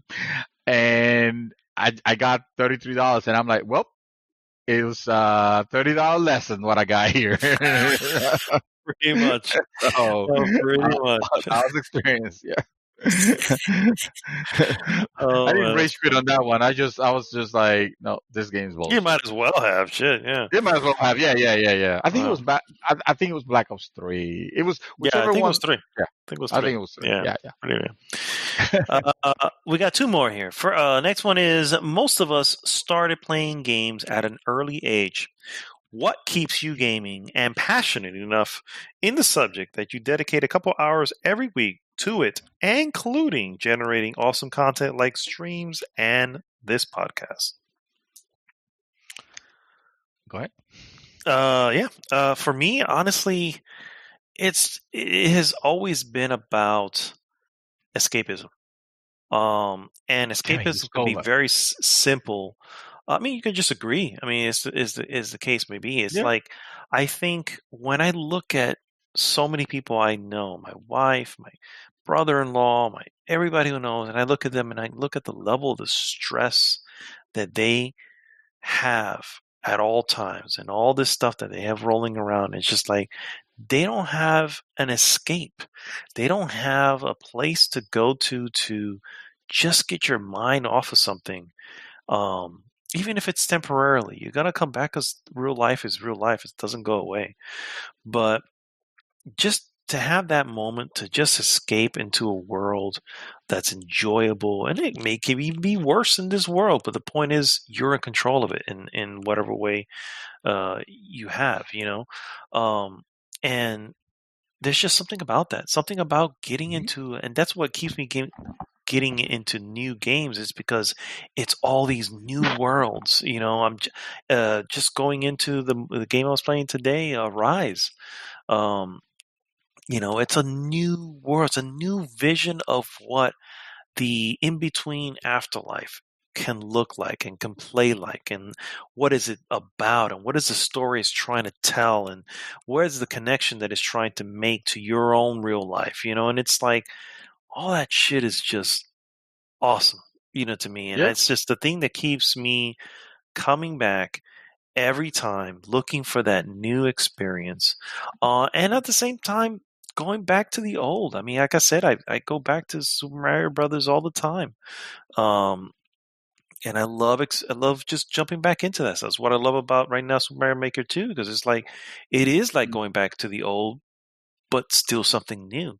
You know Yeah. what I mean? And it's just like, oh, this is the best of both.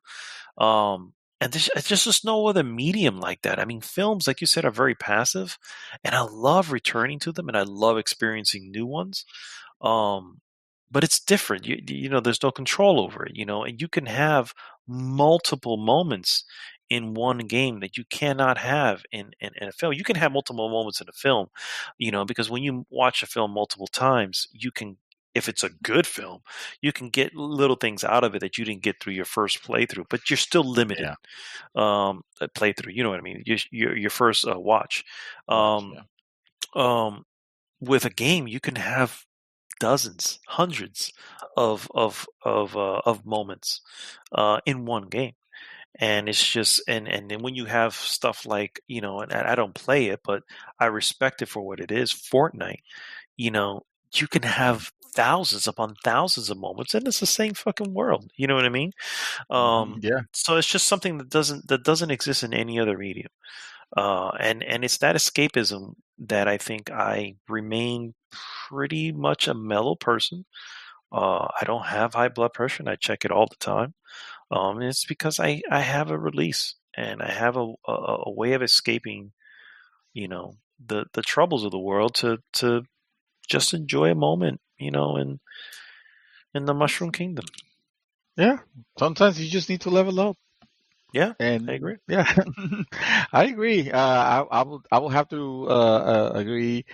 I don't think this is something that a lot of people will argue. The fact that video games are probably one of the safest methods of escapism. When you think about it, when you think of all the, I mean, at the end of the day, it's a vice, right? And anything that you could get addicted to could bring you trouble, right? Anything you do in excess doesn't matter what it is. If you do it in excess, it Even could good. be problematic. Yeah, even something good in excess is bad. It's bad. Exactly. It's a radical end, So, but there are people take different things from gaming. A lot of people, it's the sense of accomplishment, of pride and accomplishment. To quote EA rep, is some people do it for the competitiveness of it. I want to feel like I'm the best, or I need to have that that affirmation. And I don't mean a need to have that affirmation in the sense of, well, I need to hear that I'm the best. I mean, like, it feels good to win. It feels good to be. That's what people are competitive for. In my case, to me, is tell me a good story. I want a good story, but I don't want it in the sense that I just want to like lay back and I'll just play it on easy. No, I want to be engaged. I want to play the game on at the very least the way that the developer intended for me to play it. That's why I hate when developers make a hard mode and put on the parentheses, this is the ways the game's meant to be played. I think that's bullshit. I hate when they do that, because when they do that, they're forcing me to play on hard. It's like, I need to play on the way it was meant to be played. Fuck. So, and that will cause me to that could lead to rage quitting. But in all honesty, it is about having that release. And in my case, it's about I want a good reveal. I want you to tell me a story, or maybe it doesn't have to have a good reveal. I will always prefer those, but I just want to hear a good story. But I don't want to be sitting down doing nothing for it. I want to be engaged. If anything, and that's probably the reason I like RPGs. I like them especially if they give me the opportunity to uh, what do you call it? To project Hmm. into the character that I'm playing. If it gives me that that opportunity, well, that's awesome. Because Agreed. I can play a fucking jerk shepherd, and I could be like super super evil because I know in reality I'm not gonna be like that. I'm a friendly, approachable person as opposed to probably how I sound on the podcast, which I probably sound like a mean old crotchety guy. But no, for these people that know me, know that I'm a super people pleaser. I will totally get you back. I will help you if I can. I'm approachable. Uh, I like to get along with everybody. You know what I mean?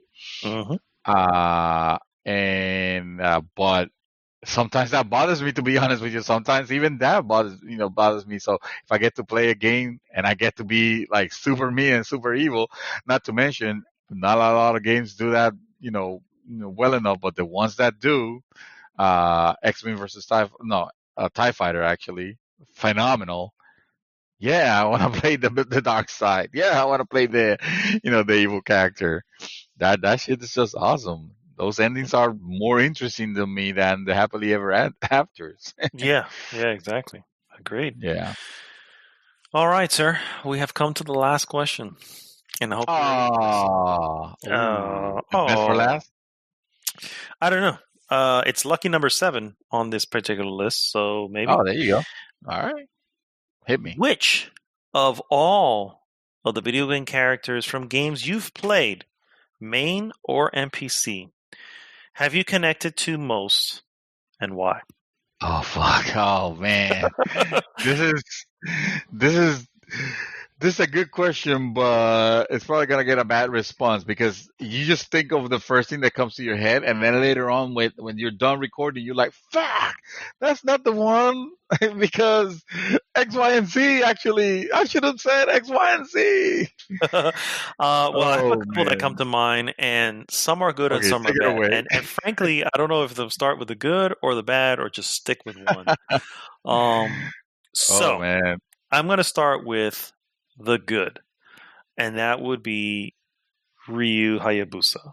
Or Ryu Ryu. Hayabusa, interesting. Okay. Not Ryu. Wait. Ryu from Street Fighter. That might not be his last name. I may be confusing him with a Ninja Gaiden. Oh, with Ryu, no, Ryu Hayabusa is Ninja Gaiden. is Ninja Gaiden. Yes, yes. Okay, so just This Ryu. Ryu Just Ryu. Just is Ryu. Yeah. Ryu. Ryu Master. Ken. No, Ryu and Ken, that's yeah. Ken. Um, Fuck. Now you gotta make me look. I need time to think, and now you gotta have me look. What is Street? oh, I I have to find don't out. think he has the last name because Ken Masters is his last name, but I don't know what Ryu's last name is. Is there? Ryu last name. Okay, hold on. I'll tell you right now. What is Ryu's last name? Forums are no longer available. Thanks, Capcom. You fucking asshole. All right, doesn't matter. The point is, It doesn't have one. It he doesn't one. have one. We'll call him. He's Ryu of Evil who knows what Ryu. family. Yeah. No, okay. So why would I even look at this character? There's not a lot of story behind him. There's not, but there kind of is, and there's always this through line of a story with him where he has this ultimate focus to better himself in his craft, which is obviously fighting. He's a shoot fighter, if I remember correctly from the original game's manual. He was a shoot fighter. Well, Shotokan karate is what he was. Sorry, Oh yeah, Shotokan. Yeah. Shotokan karate, and that was his thing. He was all about just completely and utterly devoting himself to becoming the best at that. And that is why whenever I've told you this before, we used to play Street Fighter so much when I was young. And if I was playing anyone that I didn't know, I would never pick Ryu because I would never disrespect Ryu with a loss. You know what I mean? Because if I don't know you and we're playing for the first time, you're gonna get Ken or someone else. You know what I mean? And I'm gonna feel you out at that point, and then if you're worthy enough, I will bring in Ryu. And obviously, I would only bring in Ryu to basically beat your ass with, because obviously that, again, I would be sure that I would not lose because I would not disrespect Ryu for that. So that's the type of character I always found him to be, and obviously, is it a good character? I don't know. He's not bad. He can be blindly devoted, and that can obviously be a bad thing. We just said, and too much of anything, even if it's good, is bad. And in his case, he can obviously, wander the world and just looking for whatever, and just not having any friends or any loved ones or anything like that, because that's his primary focus. So, is he happy in the end? Who knows? And then as far as bad, I would probably have to go with Andrew Ryan. So we're bringing a villain also. I don't know. I wasn't sure we were doing both, but I was like, those two came to mind.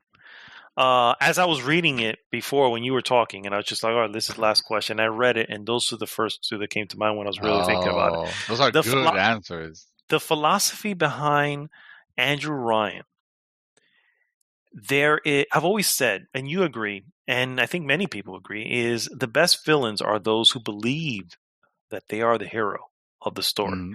And he is the epitome of a villain who believes he's the hero. And when you really, really look at the nitty-gritty of what he wants, it's not completely wrong.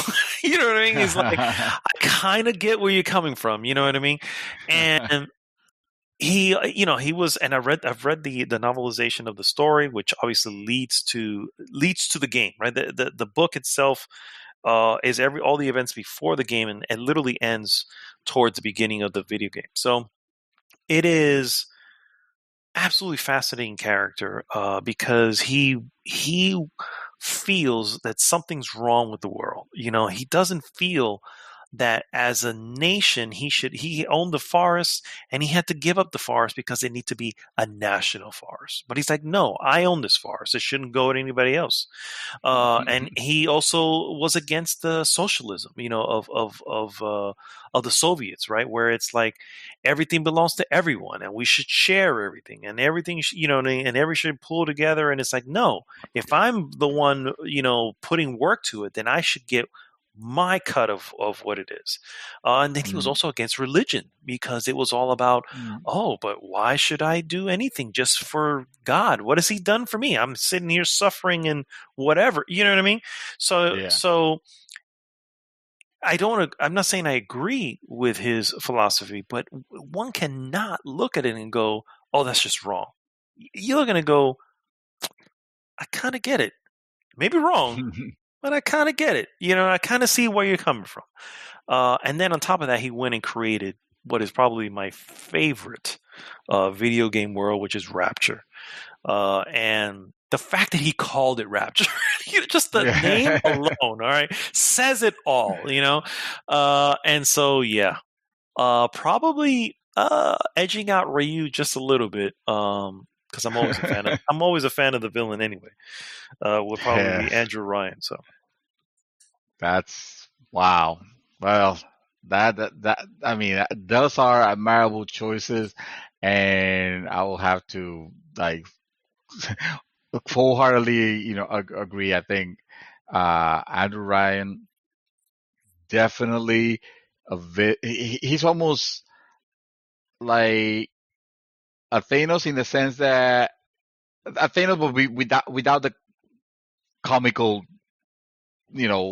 bad guy reasoning, behind it. It's like he was a very mastermind, intelligent, you know, he had a good rationale for the reason why he was doing what he was doing, Yeah. basically, you know, and he had a vision that honestly, it was not him that took it apart and made it, it ended up making it this dystopian nightmare that not it at ended all. up becoming. It was, Yeah. you know, the people that he was pretty much against, you know, almost. It was fucking Fontaine. Yeah. You know. Well, not only that, but it was also his. It wasn't him that did that, but it was his philosophy that led to it, because of the type Yeah. of philosophy he was bringing to Rapture and the type of world that it was being, free market, and all this stuff that is like, I get it, I see where you're going from, but this leads to this type of issues, right? Because if you Mhm. have scientists who don't have lines that they can't cross, well, then suddenly you have plasmids. If you Yeah. have if you have free markets and stuff like that don't have checks and balances, then you suddenly have smuggling and you have all this whatever, you know what I'm saying? So I Yeah. get his purpose behind it, but the reason why it doesn't work is because you need those checks and balances to stop certain things from happening. Yeah. So I agree with some of his philosophy behind it, and to say, yeah, I agree. You know, if you are good at something, you should be awarded with what you do. If you've put, what is it said, the sweat from your own brow into something, then you should be paid and given and earn and keep what you've sweat that for. Yeah. And so, yeah, so there's a lot of his philosophy that I can definitely connect to. Do I agree with it? Do I think we should be in a society like it? No. But I can definitely say if there's any reason why that game has connected to me more than anything else, it's because of the villain's philosophy. At no point did I really disagree with him. I understood where he's coming from, and I felt more like a wanderer within his world. Until you obviously find out, the stuff in the game. But Yeah. I felt more like someone who got lost in this world, but was fascinated by. Oh, and by the way, the Art Deco. It's just like that was Yeah. the look they went with, which I fucking love. So it's like, yeah. So Ryu and Andrew Ryan, those are my two. And right, wow. So I'm not gonna top that in any way whatsoever, because I don't have, like, I don't have particular aspirational video game characters that I could say I reflect to, or I project to, that much. All the characters that I'm able to project to are the ones that I create myself. So if I were to say, David Shepard, it was because it's my version, not the canonical version that we see in the cover of magazines and yada yada. If I were, to say, well, my character will be Lumi, well, you're going to be like, who the hell is Lumi? Well, it's no one that you know of, because I created that character. I created that character for Dragon Age Origins. And yeah, and her choices and her decisions are pretty much, my train of thought at the moment. And even though some of the choices I made, it was because I wanted to see hilarious things, like when she had sex with a demoness, Yes, I remember. Hey, it was like the demoness was hot, and she was promising me, lust and pleasures like on never experienced by by humans, and carnal knowledge, the world we have never seen. If I just let her possess a child, on the Riviera or something, someplace, and I was like, okay, cool, you can go ahead and have the child sold. You show me, that says a lot about me. Yeah, But you've earned it. You earned it, That's hilarious. I had a really good time with it. But again, those are because of that nature, because of the fact that the characters I relate more are the ones that I create myself. I can't tell you of a particular, like I don't have an amazing story. Like I love the fact that like you were talking about Ryu, and I love the fact, just like you said, it's like I will never disrespect Ryu by losing like that is hilarious. I love that.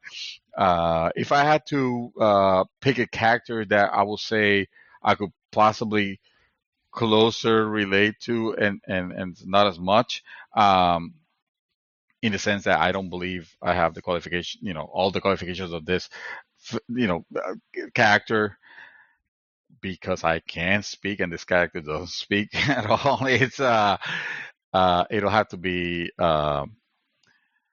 Morgan Gordon Freeman. Freeman? I knew I Okay. was gonna fuck that up. Gordon Freeman, yes. Morgan Freeman. Morgan Freeman. Actually, yes, I will totally be down if I could be Morgan Freeman. No, Gordon Freeman is it's a scientist. He wore glasses, and he was pretty much a mundane guy, to the point he was like I believe they even make a remark, he had a ponytail at one point, and then he took it off for it, and you can hear one of the guards being like, oh man, you lost you lost the ponytail.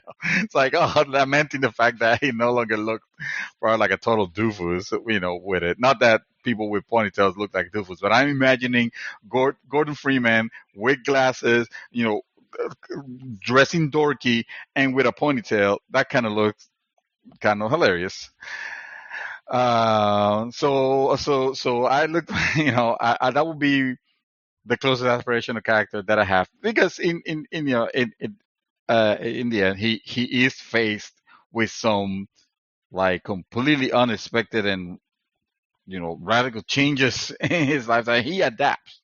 He learns to adapt properly to what's going on, to the unknown, in the most literal sense. I mean, he doesn't know about the G-Man. He doesn't know about the that the experiment that we're conducting was gonna like bring this like interdimensional being into the world, and he had to stop it. And not just that, but the fact that he was gonna be like whisked away from this reality into another one where he gets put in Half-Life 2. Half-Life 2, it's like a sequel in spirit, but they're not really recognizing the things that happen in the in Half-Life 1, or are they like, you can't tell if this is the same universe, because suddenly the things that are happening on the second game are completely different than the first one. On the second game, the world is under this rule of this alien beings, but the alien beings they don't look like they are the same ones of that you unleash on the first one, and it's kind of weird. And unfortunately, we never got a Half-Life 3 that will explain the whole thing. But I did appreciate the adaptability of Morgan, and the fact that everybody thought he was so dependable. Everybody, everybody knew that they can count on him. And at the end of the day, it's like, well, that's I admire that, because and not to say that I am 100% at it, because again, it's aspirational. I know that I'm not there, but I strive to be that person that is dependable, that could, that if you need something, man, I got your back. You know what I mean? Yeah. Man. So that's cool. And then villain will be harder, because again, it'll have to be like, I am playing the villain. I'm making the choices that are kind of messed up. The problem is, games never, I shouldn't say never, but let's be real. If they want to be marketable and successful, go that far. they extremely rarely. Yeah. You could be the biggest jerk, the horrible person, but you're still the savior of the universe, and that kind of shit. It's just it annoys me to no end. So, I do, like, I love that your explanation of Andrew Ryan is definitely on point. Um, but I don't have one in particular that I could say. No, no. Yeah, this is. I just happened to This is pick an- a hero and a villain, so that just I because mean- I was like, oh, let me see, because those are the two that came to mind. I was like connection, right? Because it's like it has to be a connection. So I was like, well, those are really the only two. Villain that I would that I was like super fucking admire. Which is a different take of. Well, do you feel like he is aspirational or something like that? I will have to go with Sephiroth. I think I still love the fact that he is just.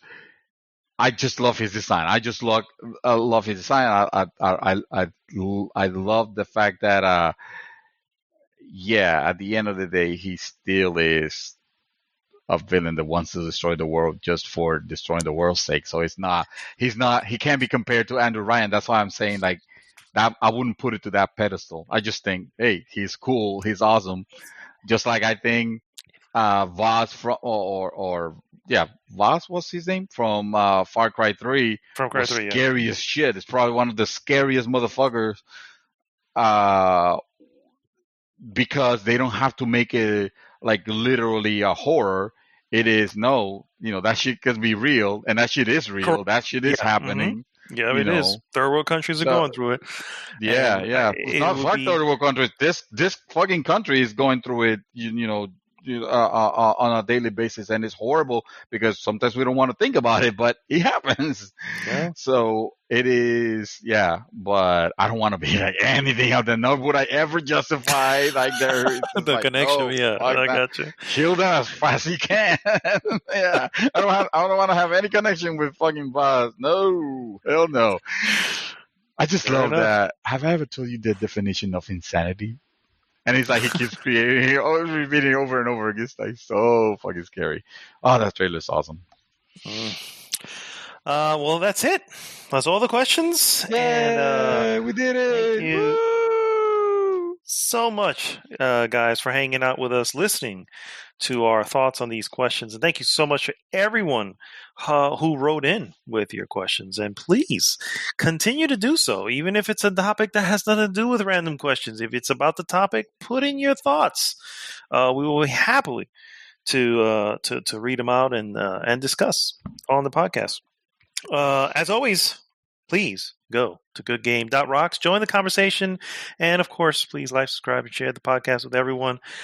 This is Mad Dog signing off for this week. Mr. Santos, take us home.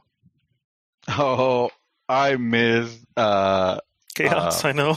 Chaos so much. Me too. Chaos.